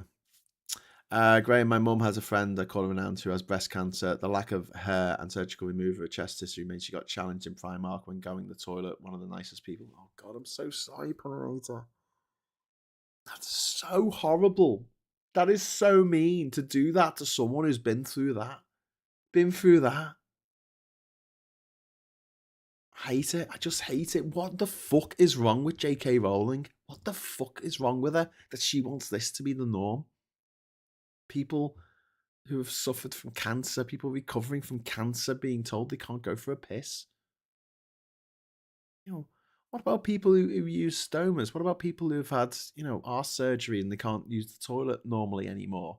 And if they need to get to a toilet, they need to get to a fucking toilet. It's bad enough that for years we had to pay to get into the toilets in the Euston or Old Kent Road, what's it called? Fucking King's Cross. We had to pay to get into the toilets in Victoria Station. What the fuck? I'm glad that isn't the case anymore. But at the same time, if you're going to allow people to use the toilets, there are people who need to get to the fucking toilet. And if you've got a turnstile to get in, not exactly making it fucking disabled fucking friendly, are you? You're not making it friendly towards people who have suffered a lot in life. You know, imagine we did this back in the 1920s. We made it almost impossible to let disabled war veterans from the First World War use the bog. You know, and we would look back on that 100 years ago. Do you know that we had a policy that would stop disabled war veterans from going for a piss? And they all just pissed and shat themselves in public. It was incredibly embarrassing for them. Traumatizing. You know, probably not as traumatizing as the shit they had to go through in the trenches of World War One. But, you know, it was a horrible thing to do back in the day when we used to just shoot people for going on strike.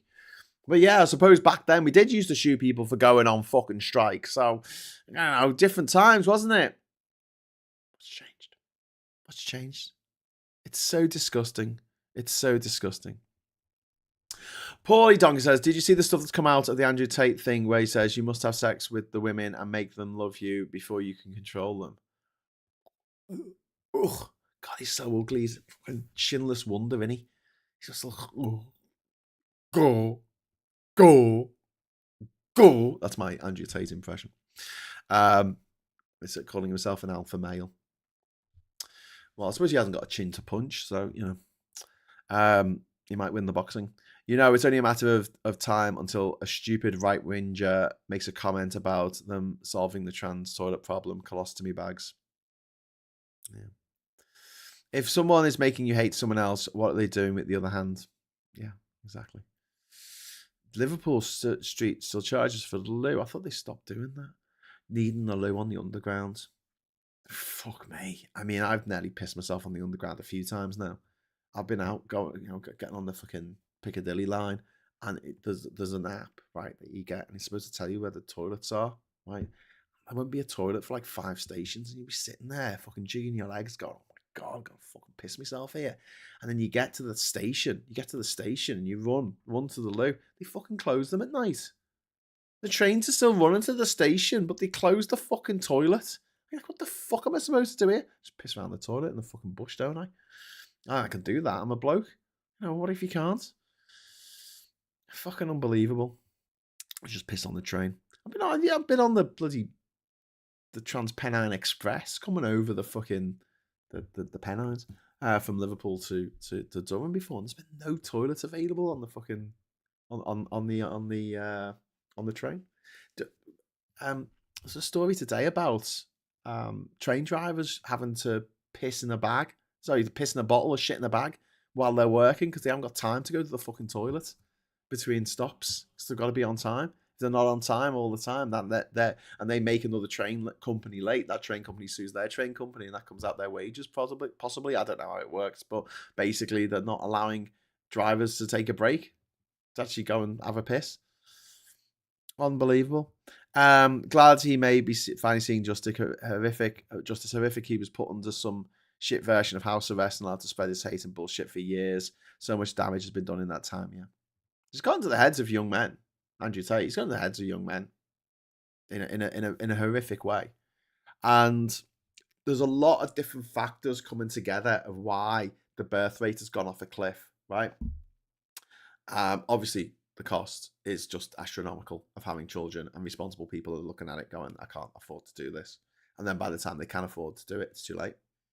Another thing is the way that people are meeting now, because a lot of interaction is online and, you know, dating apps and things like that. But another factor is there is a huge number of young people, young men, who have watched Andrew Tate and gone, yeah,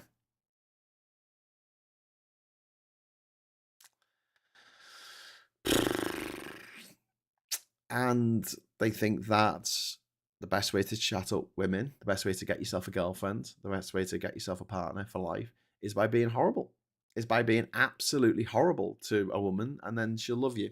And the only reason why the manosphere twats say this is because they want to keep the people who watch their videos, watch their content and contribute super chats, etc. to them. And these people make millions. It's not just, a few quid a day. It's actually millions. And they do it by just lying to people and keeping, giving them the worst possible advice, which is, you want to be horrible to women. That's how you get yourself a girlfriend. Just be horrible to them, insult them, make fun of them, call them fat, tell them that they're ugly, tell them that they smell. No, that doesn't work. And then obviously they say single because these manosphere people know that if people get into healthy relationships, long-term healthy relationships with someone, they're going to stop watching this shit. Yeah. In Kent, they have piss police from the council who sits in lay-bys waiting for truck drivers who have nowhere else to go and been driving all day to pull over to pee in the hedge and get fined. Didn't go to private school. I don't know. It seems like someone who did go to private school. I don't know if he did, but he's not on my list. But if you can find out where he went, if he did go to private school. But his brother's called Tristan. That's not a name that you have if you go into a comp. You got your head flushed down the toilet every day with a name like that. With a bit of luck, the Tate brothers are finding out what it's like to be someone's bitch. Yep. Yes, Martin. One of my routes takes 90 minutes, and often they have to turn around straight away from the station. This week, Britain is about to enter its 4th heat wave of the year. Temperatures could reach approximately 35 degrees in parts of England on Wednesday. This is not normal. This is not normal. Stop saying it's normal. Old people, please stop fucking saying it's normal because you are gaslighting and it's disgusting because people are fucking dying. 500,000 people are being evacuated across Europe right now because of the wildfires that are happening. That shouldn't be happening in fucking Europe. The UK Health Security Agency has issued an amber heat health alert for eastern and southern England with yellow alerts covering additional regions. And you know what? The El Niño is just getting started in the Pacific. Just getting started. And that's going to put loads more energy into the system and could mean that we get even hotter days next year. Southern England has received not just 50% of its usual July rainfall, not 40%, not 30%, not 20%, not even 10% of its usual July rainfall. This is very important. Let me make this very clear. Not 5, not 4, not 3, not 2%. Southern Europe has received 1% of its usual July rainfall. 1%. This isn't normal. Stop these people, and they're not you. I'm not talking to you when I say this because I know that you're smarter than this. But stop. We've got to stop these people lying. We've got to stop these people from don't look up. 1% of it, the usual July rainfall, has landed in southern England, and it's left grasslands, heaths and roadside vegetation highly combustible. This week there might be a fucking wildfire in the south of England, and it's gonna cause a lot of fucking carnage. Or I mean, it might not kill anyone, but it might result in people losing their homes, everything they know, everything they've done. Imagine working away in your house for years, decades maybe, making it perfect, painting the walls, fixing the skirting boards, putting down new carpet, making it all look nice, putting in new windows, investing in the place, putting in a new roof if you need to, making the garden look amazing, spending loads of time, cutting the grass and planting fucking flowers and making it all look lovely. And then one day, beginning of April, the beginning of August, it's all taken away by fire. Everything that you've put into that place is taken from you by fire. And the insurance company turns around and says, well, act of God, isn't it? No, it's not. This is not an act of God. Climate change is an act of humans. And anyone saying otherwise is a lying, vindictive, sadistic little fuckwit. They should be forced to go back to school and sit every year from year 1 to their A-levels again. And just like Camp Binface says, hopefully something will go in this time. Not so fun fact, hose pipes and for people, but industry and business don't have to stop at all. It's we the people who have to put away our hose pipes because they have to turn up their water usage. Yeah, I mean, golf courses. Southern Europe is going to end up as deserts and climate change is moving a lot faster than predicted, says Andy. Yes. I mean, honestly, climate change is not moving faster than predicted. It's not. This is exactly what was predicted by scientists for years. For years, they said this would happen, and it's happening. And they talked about tipping points for years. There we go. The 26 degrees predicted here today, and Baghdad has put a link there to pride.com. Cool. I don't know where that goes, but if you want to let me know, that'd be great. Humans like to pretend to be God, Graham, and she makes a convenient scapegoat for those same people at the same time. Yeah, I think we got a troll. We got a troll who's just been taken out by one angry pagan. Yeah, so let's just say bye. Can we all say bye together? Okay, 1, 2, 3. Bye, idiot troll. Like people who are laughing and think it's funny that hundreds of thousands of people are being evacuated from their homes outside Bordeaux and in outside of Madrid. This is not normal.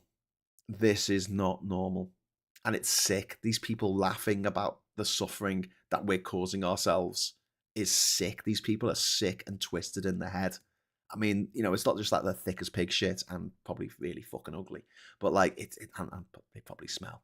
But like it's the fact that they've got this far in life, to the point where they're on the internet and they can actually have a keyboard that they can type with. They don't know how the keyboard works, they don't know how the computer works, they don't know how anything fucking works, and they're there going, "Oh, all these scientists are wrong."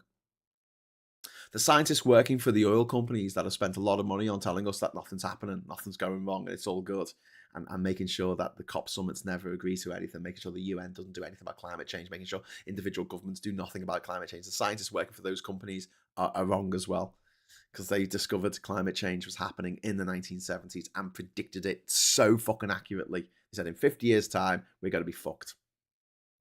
And here we are, 50 years' time, and we're fucked. Do dry one of the long-established flagstones in the back risen by a couple of inches one side.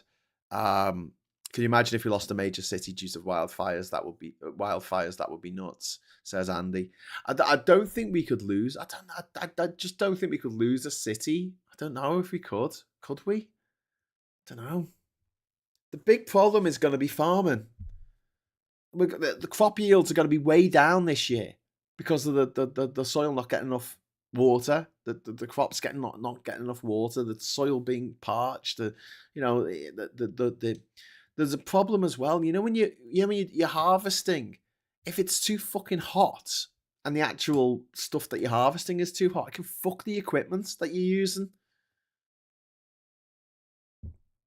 You should do harvest at night. I don't know. The whole thing is really, really, really fucked.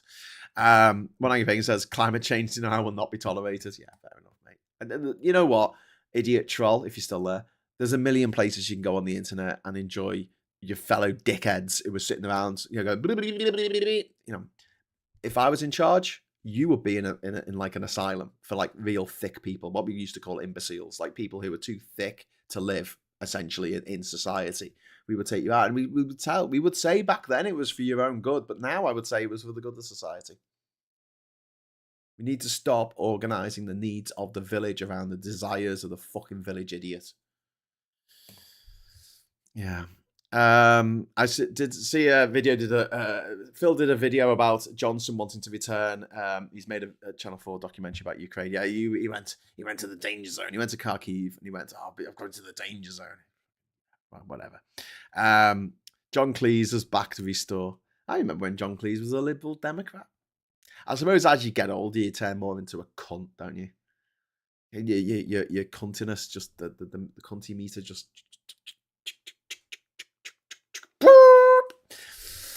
But yeah, I mean, if Restore want to split the racist dickhead vote for refuck, fine, whatever, let them. It's just a shame that John Cleese, who is a very funny man, who made a lot of people laugh with Monty Python, Faulty Towers, and A Fish Called Wanda, and Clockwise. I fucking love the movie Clockwise. But there you go. So I am late. Stayed up last night, avidly trying to learn how to play the intro tune "Dance of Death" by Iron Maiden. Fingertips are really sore, but I think I got it. Lol, brilliant. I was playing Mario Kart last night. Sorry, we didn't do a show last night, by the way. When I give Pagan and everyone else, I did text Scott, and you know what? No diss to Scott here. I texted him around 7:00 and went, "All right, mate. Do you want to?" Not to say, "Do you want to do a show?" But I was going to ask him if he responded, and he didn't respond to me till after 9:00. And he just said, "Oh, sorry, I didn't see this." And he was really apologetic, and I was like, "Fuck it, man." I was watching Spider-Man with the kids, and we were having a picky tea, and I'd just driven for best part of 5 hours back from Scotland. Stopped in Edinburgh on the way to visit an old friend. And I was a bit knackered, so I would have been a bit shit. I would have been shit. And you know, Scott likes to yawn at the best of times. It would have just been me yawning and Scott yawning, and everyone was just like, "This is shit. We're not enjoying this, lads. What are you doing here?" But yeah, Billy Kershaw's going to pop over to Vegan. Oh, say hello to Vegan for me. Sorry, I started a bit late today, so I'm going to be finishing a bit late.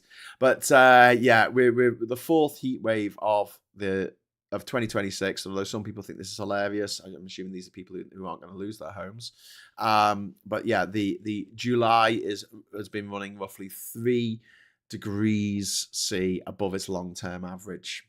So when we talk about climate change and that global temperatures going up 1.5 degrees, people say, "Well, it's not much, is it? 1.5 degrees." Yeah, but it's localized in certain areas. It's going to be way more than that. The UK has recorded more days above 30 degrees C this summer than it ever has done in history. Heatwave classifications are based on locally defined temperature thresholds sustained over consecutive days. So not every part of Britain officially enters a heat wave simultaneously. But the frequency of these events is prompting discussion about whether the existing threshold remains suitable for Britain's changing climate. Bit of shit news, but it might be good because we don't know. But Jodrell Bank, let's talk about Jodrell Bank for a moment, faces a threat of closure. The Science and Technology Facilities Council plans to end support for the Merlin radio telescope network in March 2028. Jodrell Bank in Cheshire operates the network and houses the Lovell Space Telescope with radio telescope. It's a big dish. It's not a lens. It's a dish. It's not a lens. It's a dish. Without replacement funding, observational work associated with the Merlin could stop. 28 jobs at the observatory are directly threatened, but also Jodrell Bank is a place in the hearts of a lot of us who went to Manchester University, maybe read Hitchhiker's Guide to the Galaxy. It does get a mention at the beginning when this Vogon fleet turns up. Also, it's where the Blue Dot Festival was held over several years. It's not being held at the moment because they had a very muddy year and it kind of fucked things for them. They lost a lot of money and they've not been able to sort of bring it back since. It's the sister festival to Kendal Calling, which I'll be attending next week. No, this week actually on Friday. I'll be doing a show in the morning brew, and then be hopping in my car and going off to Kendal Calling. So that'll be fun for the day. Been invited along. Put that down on my MP's declarations of goodies that I've been given for being a goodie. I don't know. Talking of goodies, Bill Oddie's not with us anymore. I'm sad about that. Bill Oddie, for those of you old enough to remember the rathergood.com website, and the Bill Oddie, Put Your Hands All Over My Body song from Madonna. She's a big fan of Bill Oddie. Very sad goodies, and obviously doing nature programs, didn't he? Was it when we were kids? Did he do nature programs? I'm sure he did nature programs when we were kids. So yeah, this isn't great. That Jodrell Bank is threatened here. I don't want the big dish there to go the same way as the massive dish at the end of GoldenEye in Cuba. It's just all falling apart now, isn't it? But UK participation is also being reduced in several international observatories, while support for the Event Horizon Telescope is due to end. the Event Horizon telescope, which just watches the movie Event Horizon on repeat and sees how much it fucks you up. We don't need eyes where we're going. But yeah, the funding body says it's prioritized projects offering the greatest prospective scientific return. Critics argue that closing established infrastructure cannot easily be reversed because a specialist staffed engineering capability and international partnership will disperse. Jodrell Bank opened as a radio astronomy research site in 1945 and is recognised as a UNESCO World Heritage Site. So hopefully it will remain. I know that Brian Cox is on this, so you don't need to tell me. But yeah, they're on it. They're on it. I went to JB on a school trip, which is kind of cool. Remember, the government controls the weather conspiracy with they did that. Imagine if it was sunny all day, but with an hour's rain at 3 a.m. when most are asleep. Sounds like a solution to a drought. Yeah. There are people who thinks World War One was a response to population going too big, so they had a war to just temper down the population. That's not how you reduce population, mate. You reduce the population. Two things: female education, right, and also make it too expensive to have kids. There you go. That's a lot. It's a cheaper way of doing it than to fight a fucking First World War. I'll tell you now. Paulie Donkey, thank you very much for the £2.22 super chat. Shout out for a confetti for the kids in the cockroach junta party. Yes, thanks very much, Paulie Donkey, for that. And as I've said, we will be discussing the cockroach party. That's taken over the popular imagination in India and managed to get the education minister of Modi's government actually sacked from his post. And we'll be talking about that on Thursday. Me and Pranay will be talking about that. So please join us at 6 o'clock. Don't know what the show's going to be called yet, but we'll be talking about that then. R.I.P. Bill. Yeah, we're sad about Bill Oddie. Bill Oddie. I remember years ago chatting to Oddie and his wife in Hampstead. Lovely guy. Yeah. Conspiracies always assume some evil, but if they could control the weather, why wouldn't they control optimal conditions of rain and sun? It's daft. Well, conspiracy theories never make any sense when you run through them in any kind of logic. What you want to do with the conspiracy theories, make a flow chart. Make a flow chart. Just get them to say, right, give them a marker pen, not a permanent marker, but whiteboard marker. Give them a whiteboard marker. Go on, draw it out for me. Draw it out as a flow chart. Go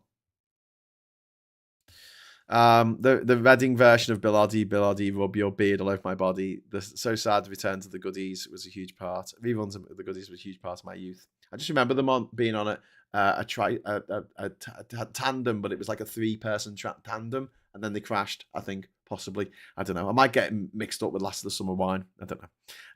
But yeah, that's what critical thinking is for. Conspiracy to fall apart. Yeah. Just take me on that journey. Just take me on that journey. Go on. Here's a marker pen. Do it as a flow chart. Go on. I'll wait. No, you just explain it to me with the flow chart.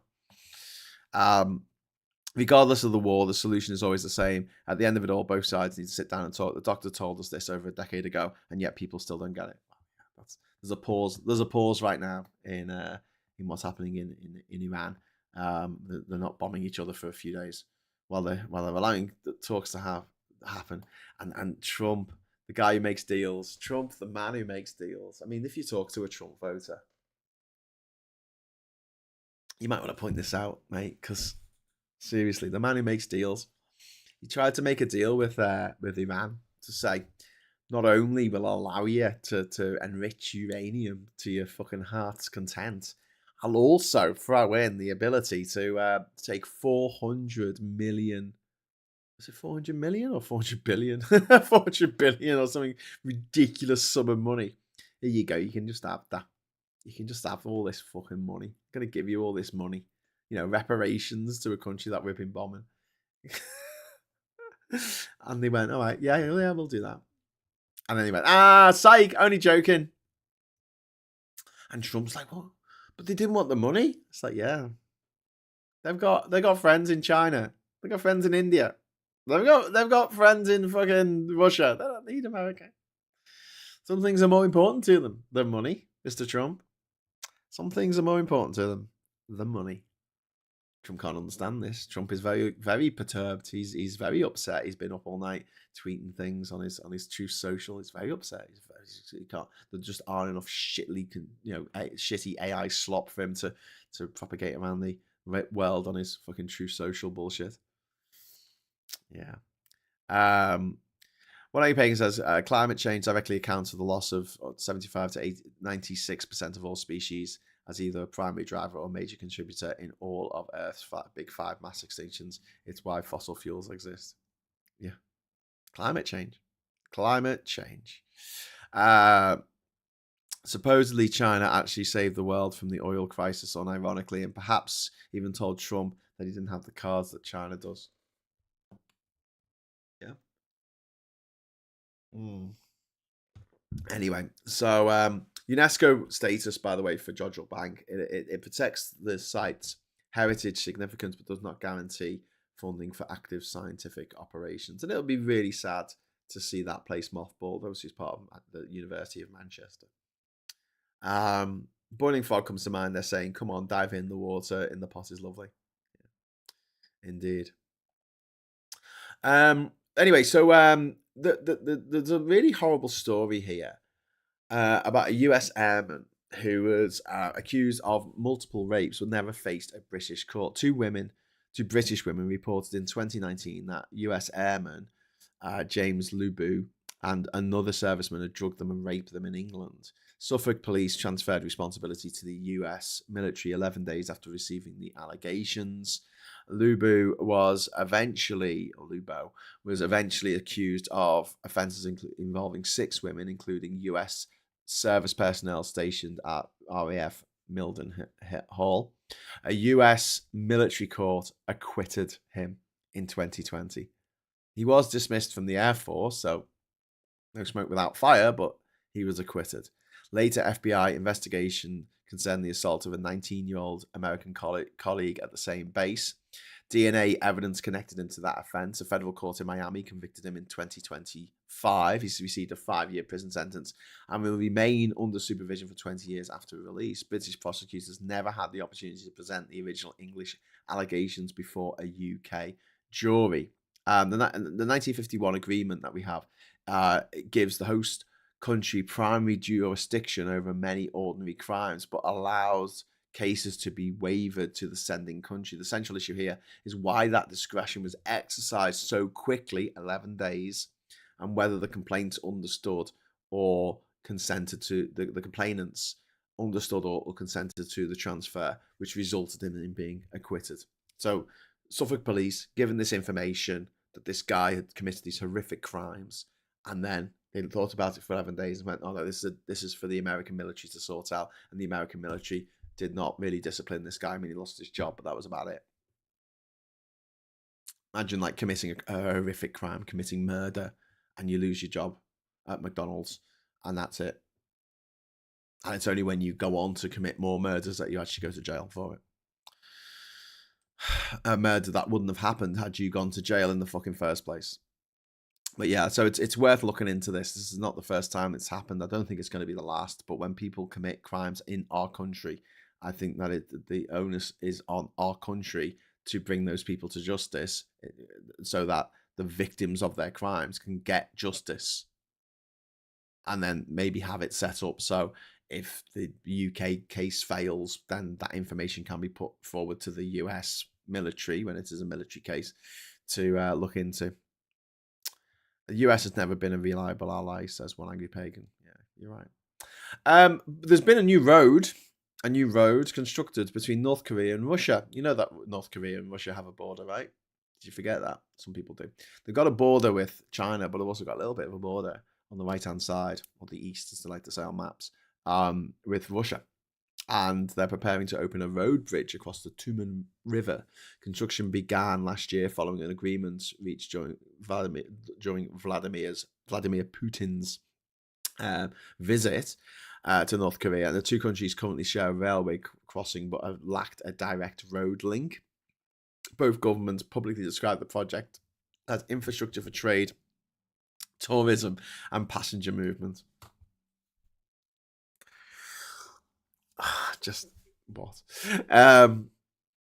Meanwhile, North Korea has supplied Russia with artillery, ammunition, missiles, and thousands of troops, many of whom have died during the war against Ukraine. Ukraine says Moscow is preparing to bring in as many as 30,000 additional North Korean soldiers. Pyongyang previously deployed about 14,000 to Russia's Kursk region.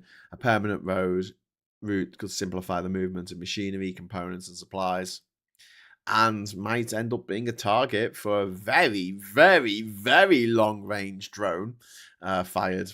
I don't know. The way that they've done it when they need to get really far into Russia, the way that to launch a drone attack is that they've driven the drones, they've paid Russians to drive the drones across the country, and then the top of the container is opened and then all the drones are flown out. So it might be a valid target if the Ukrainians believe that there's troops and missiles and armaments and drones coming across that bridge. They might see it as a legitimate target. So how long it stays there, I don't know. Meanwhile, Ukraine wants a working prototype of a European anti-ballistic missile system by the middle of 2027. The project is named Freya.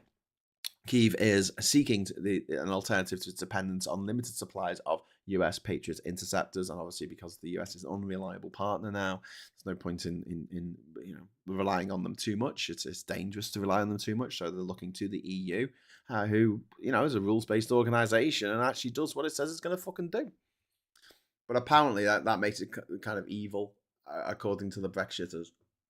Yeah, how dare you stick to the rules that we helped create?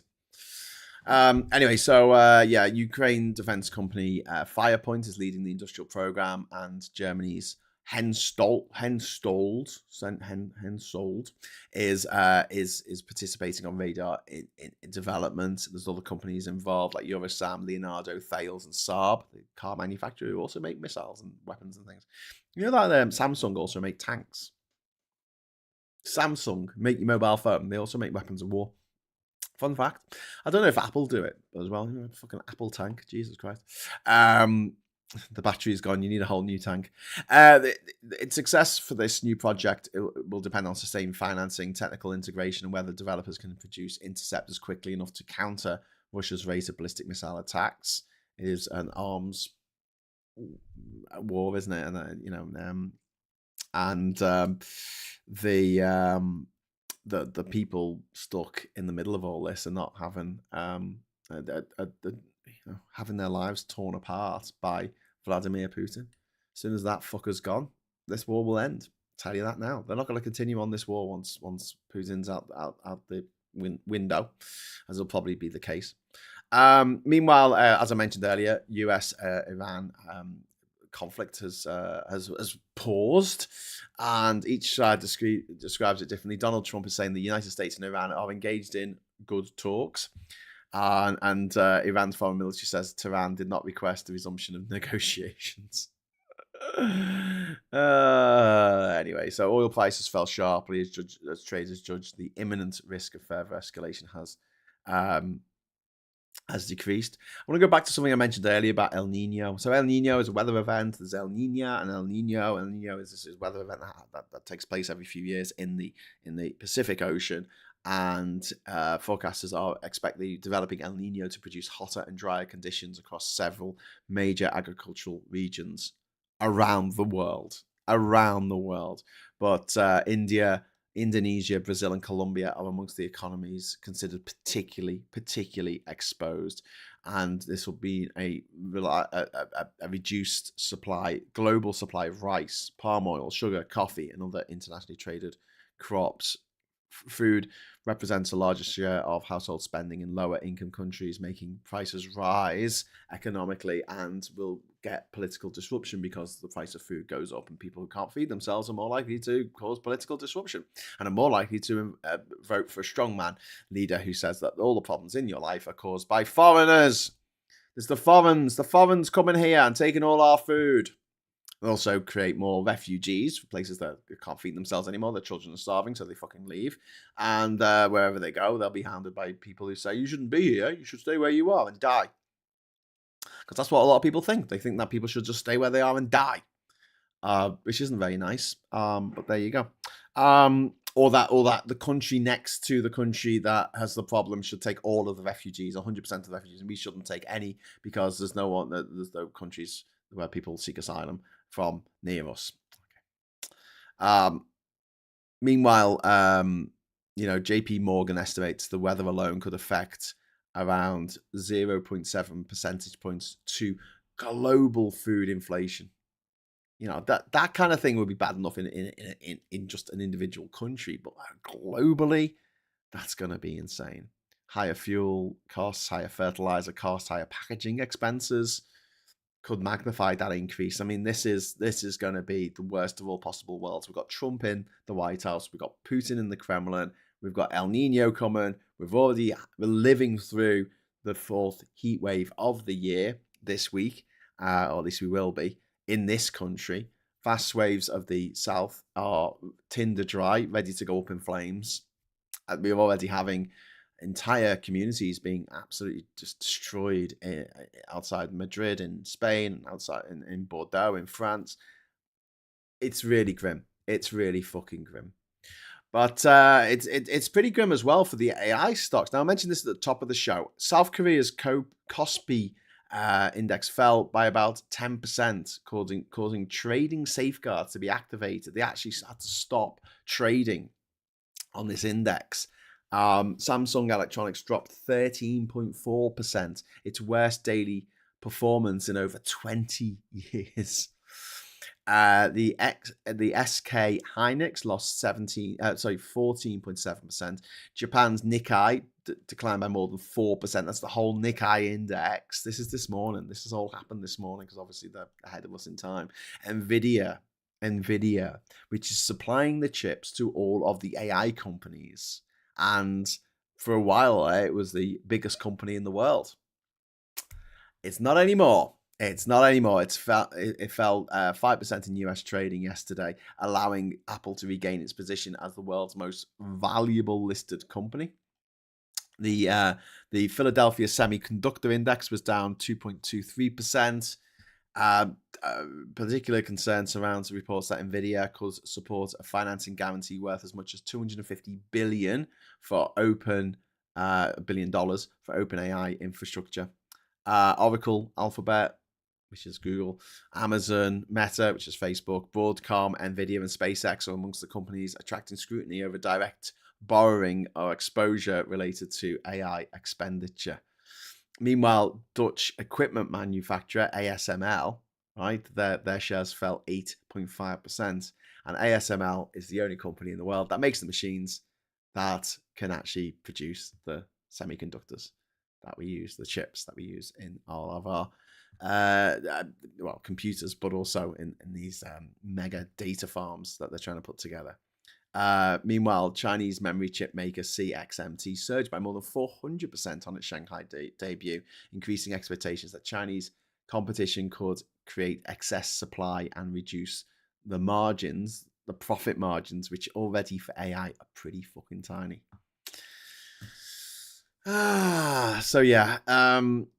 Investors reassessing valuations, leverage, and distribution of future profits across the industry. So, is it bursting? Is the bubble bursting? I don't know. But there you go. It's kind of fucking crazy, isn't it? Massive AI sell off. Oh, meanwhile, EY has been fined £1.2 million over its failures linked to the audit of the collapse of online furniture retailer Made.com. My God. And Ofcom has threatened to block Openreach's aggressively discounted offer. It offers a discount of up to £9.50 for 30 months, which is too aggressive, they said. So we have to pay more. It's a good old watchdog, making sure that we, the customer, have to pay more. Thank you, Ofcom. Mortgage rates have risen this morning. The average 2-year fixed residential mortgage today is 5.62%. This is up from 5.60 the previous working day. That's the 2-year fixed residential mortgage rate, the 5-year fixed over 5.6%, and that's because of Liz Truss. Liz Truss did that. Before Liz Truss, the interest rates were so low on mortgages, it was what, 1 or 2%. Fuck all, and now they've gone up to like 5%. So people who have got homes and are halfway through paying a 25-year mortgage are now having to pay more because of Liz Truss. How she's not in jail, I do not know. If I went round to everyone's fucking house in the fucking country, knocked on the door and say, hey, do you have a mortgage? And they were like, yeah. Oh, can you just give me 500 quid a year, please? Just give me 500 quid. In fact, I'm going to force you to give me 500 quid. Just went to every single fucking house that has a fucking mortgage and went, give me 500 quid, and just smashed the person's face in and just went and took the fucking money and then walked out. I'm pretty sure I'd be put in jail. I'm pretty sure if I did that. Well, let's forget about, the violent side of things, just taking the money off them, just draining it from their account, just taking it, 500 quid. I'm gonna take that. And then I'll say, but I didn't take it for myself. It's just resting in my account. I didn't make the money out of it. I just cost people that amount of money. I'm sure it would be a crime. But Liz Truss, she still turns up and she gives speeches that 3 people turn up to watch. And she's like, that's what she sounds like. Fucking dickhead. And this is something that I think the people on the right just don't talk about enough. They talk about Gordon Brown selling off the nation's gold 25 fucking years ago. They still bang on about it. Still, to this day, they still bang on about it. And I'm like, get over it. Paul Pollard, thank you very much. £2 super chat, because the content is worth it and we love Binface. Yes! I'm so glad my content is worth £2. Yes, thank you. I'm rich beyond my wildest dreams, but this allows us also to press the magic button, the magic Boba Fetty. No, should we do Boba Fetty? No, let's do Bim Feffy. Should we do Bim Feffy? We love Binface. Yeah, Paul, this is for you, my friend. Thank you. Oh no, that's the wrong one. This is the right one. 3, 2, 1. Boom. There we go. Binface. I'm Count Binface. So that's good. Thank you very much for the super chat there. That's very kind of you. I'll put one super chat. If we get one super chat, we can get some more confetti. I've just started it again with one. Just one. So the final story I want to talk about this morning, very, very, very quickly do the papers. You're only going to get 3 minutes of papers, I think. DCC Energy has agreed to a 5.75 billion private equity takeover. Irish energy distributor DCC has agreed to be acquired by KKR and Energy Capital Partners. The buyers are both based in the United States. So there you go. So it's not just the UK that's being run by the Yanks. It looks like Islanders as well. 1,000, says Paulie Donkey. Indeed you do. Okay, so very quickly going to do the papers because I'm quite hungry now. It's like nearly 11:30. I'm hungry. I need some food. I managed to scrape some pennies together and buy myself some granola from Lidl. Thank God for Lidl. Honestly, I wouldn't be able to afford granola if Lidl didn't exist. So thank you Lidl for existing. Now, I'm content warning. You are going to see an image of Nadine Dorries in a bikini. I don't know why, but I'm warning you now. This is on the front cover of the Daily Mail. Nadine Dorries in a bikini. Okay, so here we go. As I want my cunning plan to keep my Majuro bikini body this summer. Oh, wonderful. I don't give a flying fuck for a rolling donut, love.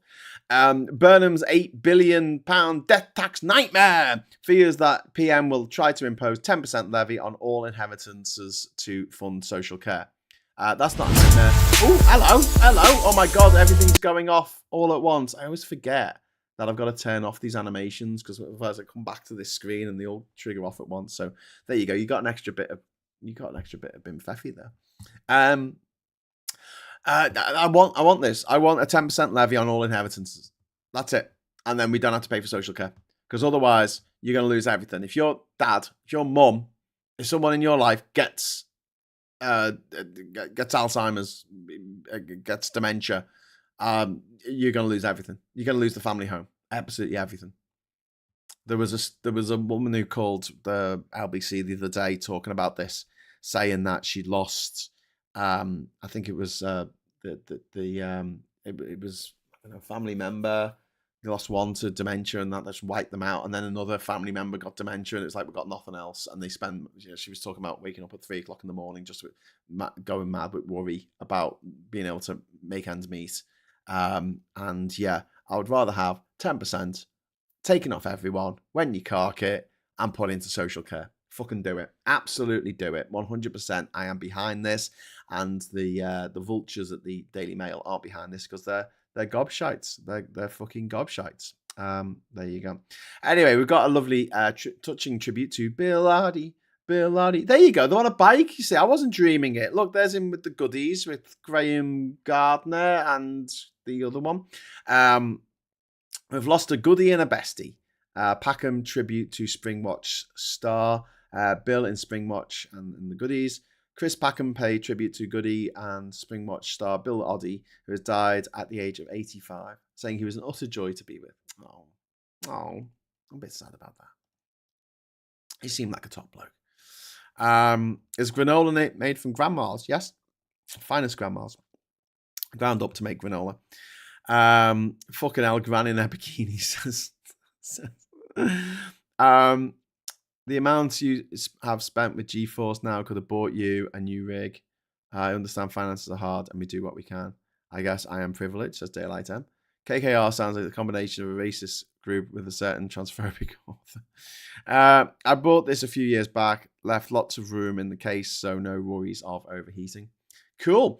Burnham's hard hat schools. PM plans to make vocational education the first choice for many GCSE pupils. A radical change to curriculum. Fantastic. I like this. God damn it. Honestly, Andy, if you're watching this, just do away with this fucking transphobic guidance, right? Do away with it and you win. You win, mate. You just fucking win. All right? I'm liking the stuff that you're doing so far. I'm liking your social media. Just fucking do it. All right, just get rid of this stupid fucking guidance before it goes on to create a fucking nightmare for all of us. Meanwhile, the French race against time to stop fires, and there's this picture of a guy with a hose thinking he's going to try and put that fire out. I mean, good luck, mate. Good luck. That's all I can say. Good luck. There's that amazing picture that we saw over the weekend of the couple with the parasol watching everything burn, and on the beach, and that is the image that should be the ultimate thing that. We need to have that engraved onto metal and then put into space as our legacy. That is it. That is the couple sitting under a parasol on some loungers watching the fire, watching the world burn. That's what we need to do. French race against time to end the fires. We've also got the Telegraph here. Holly's half-baked show makes Meghan look good. So they're just having a go at Holly Willoughby there for some reason. What? It's because she jumped in the queue once. Why biscuits addle your brain? Burnham acts as Blair's university vision. Hard hats as important as graduation caps as PM gets young people working. And he's not axing the university vision. We did that. Blair's university vision was to get 50% of young people going to university. We achieved that a few years ago. Okay, so that's happened. That has happened. Blair's dream has done it. What Burnham is talking about is the other 50%. The other half of the country who haven't gone to university and don't want to go to university because they don't see it's been any fucking good for them. They're not academically gifted, but they are gifted in other ways. Every child has a gift. Every kid, every human being has something that they're good at. I mean, for a lot of older people in this country, what they're good at is fucking complaining about stuff all the time. But, people have got potential. What schools should be is about finding out what these kids are good at and then setting them on a journey so they can do that thing that they're good at and they enjoy as a job for the rest of their life.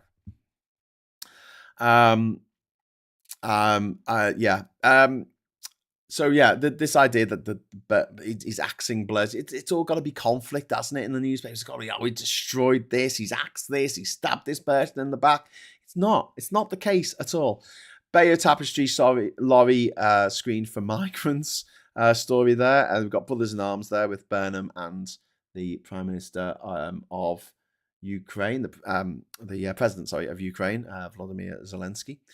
Britain's face battle for refunds as holiday ruined by wildfires. Well, yeah, that's another thing. It's this is an issue. Badenoch demands an end to early release. Don't worry, I think Burnham's on it. Fuck off. King, she's got to claim now that it was her idea to do this, and it's like, no, Burnham needed to do it anyway. King's most senior aide to step down. Arrest Polanski over post, demands Farage. That's our top story today.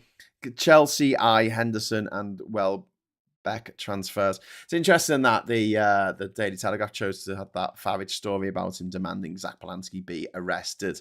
Was just like, yeah, right, mate. It's right in the bottom, right in the bottom in the small print. Or whatever. Meanwhile, racing against time, firefighters battle to tame wildfires before heatwave hits Europe. Next 24 hours are critical ahead of 40-degree heatwave as fires approach Bordeaux. This is absolutely devastating. Absolutely devastating. The direct consequences of climate change. And there's people, some dickhead who got in the chat earlier who think it's funny. I mean, how much of a fucking imbecile? I'm not. I understand that some people suffer from mental health problems, and I feel sorry, for people who need that support and can't operate in normal society because of this affliction, right? But I tell you this, everyone I know who suffered from mental health problems has at least acknowledged that they have a problem and tried to do something about it. I can't say that about dickheads. They suffer from a mental health problem, which is them being a fucking dickhead. And you know what? The treatment for it isn't expensive. It's not. They don't even have to go and we'd have to lock them up in a padded cell. That probably might be a good idea. But we just read a book, spend an afternoon on Wikipedia reading about stuff, finding out how things work. Use some critical thinking. In fact, learn how to do critical thinking. Otherwise, I'm coming along with a big fucking net, and I'm going to throw you into a fucking padded cell with. We have on the we can have a newsprint that it's all about how migrants are evil and bananas aren't bending enough or whatever it is that dickheads get very vexed about, and they can just sit there in their straitjacket in their padded cell, sort of biting at the walls, at the padded walls. Oh no, not their holidays, says Grimfang. Yeah. Funeral home scandal, screams the Daily Mirror. Sorry will never be enough. This is fucking unbelievable. This gobshite, this funeral director. Was this in Hull? I think it was in Hull. I mean, Jesus Christ. Living in Hull is bad enough, but imagine dying in Hull and then this motherfucker is in charge of your funeral. He, a heartbroken relative of one of the victims of a twisted funeral director told him, even if groveling to us on his knees, it'll never be enough. After masked Robert Bush said sorry as he arrived at Hull Crown Court. The remains of around 35 people, including a newborn baby. He kept the remains of a newborn baby. Like, what the fuck is wrong with people? Jesus Christ. What a monster. Anyway, I hope he goes down for a very fucking long time. Next up, we got the Express. Another joke newspaper. Bodies were piling up like a horror scene. Families hear distressing evidence as rogue funeral director faces sentencing.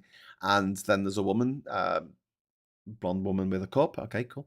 Then we've got the Guardian over here. Vanilla coconut Marmite. Summer's weirdest and most delicious ice cream ranked. Oh, Marmite ice cream sounds a bit rank. Full stop. But I'll give it a go. I mean, I'd give anything a go once, but then, that's it, except for incest and country dancing, obviously. Teach pupils for local jobs, Burnham to tell schools, which we covered already today. Fleeing the wildfires, it felt like a disaster movie. Jodrell Bank closure threat is devastating. Astronomer Brian Cox amongst critics as historic radio telescope faces axe as funding cut. And obviously you've got the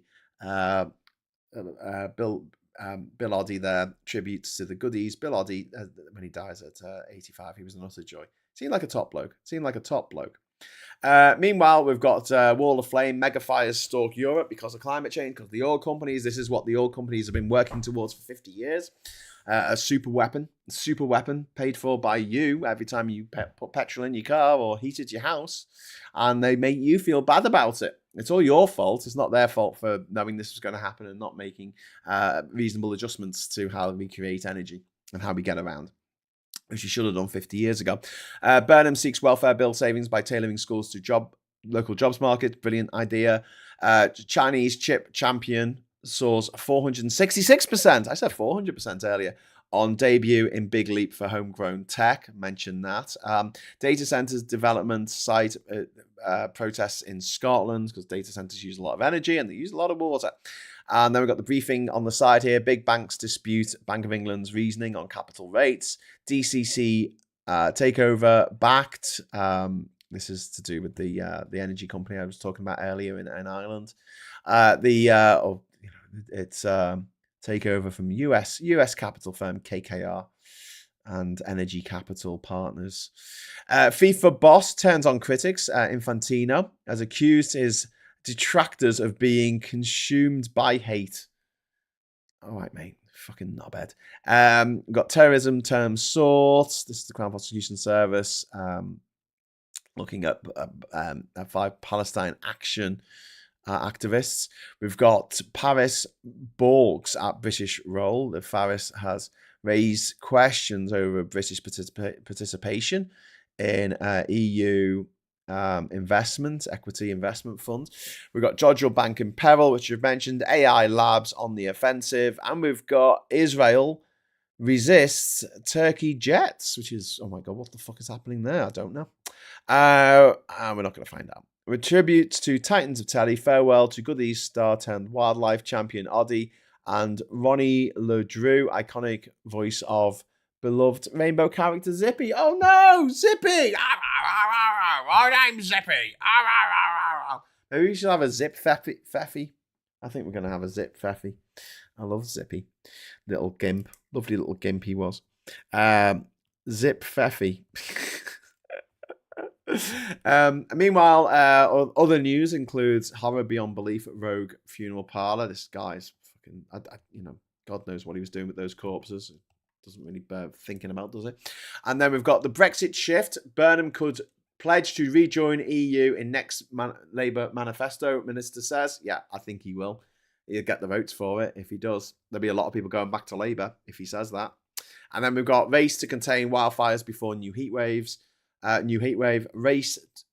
Flames race closest to Bordeaux, triggering terrifying fire clouds as forecasters warn another spell of 40-degree heat across France and Spain could worsen crisis. It's a fucking nightmare. It's an absolute fucking nightmare created by humans. We knew this was going to happen and it fucking happened. Anyway, so that might be it for this morning. I've rabbited on now for 2 hours and 21 minutes. I can't say you don't get value for money on this channel. You can't say that at all. But yeah, I will have to get going now. We should be doing a episode of Geoscope tonight, me and Ollie, at 7:30. So please look out for that. Also, if you're feeling fruity, tomorrow morning I'll be doing another morning brew in the morning. I'll be saying morning brew to everyone. Get closer to EU ASAP, says Mr. Tisk. Yeah, couldn't agree more. Marmite ice cream. We are in the bad place, says Andy. Very good. I like that. And thank you very much for the £10.89. Yes, £10.89 super chats today. Thank you very much for that. Much appreciated. And so I'm going to have to go. Love you and leave you now. But before I go, give us a like. Doesn't cost anything, but a like is always liked on this channel. If you could subscribe to the channel, that would be absolutely awesome. And hit the bell notification icon to make sure that you are notified when we go live or when we don't go live. Nothing pings in your pocket. Just assume that we're not going to be doing a show. So until next time, until 7:30 tonight or 9 o'clock tomorrow morning, I'll say thanks very much for watching. Hello, good evening, welcome, and thank you very much, Paulie Donkey, for the super chat. That's very, very kind of you. And thank you very much to Paulie Donkey there for the £1 super chat. And until next time, I'll say thanks very much for watching. Hello, good evening, welcome, and goodbye.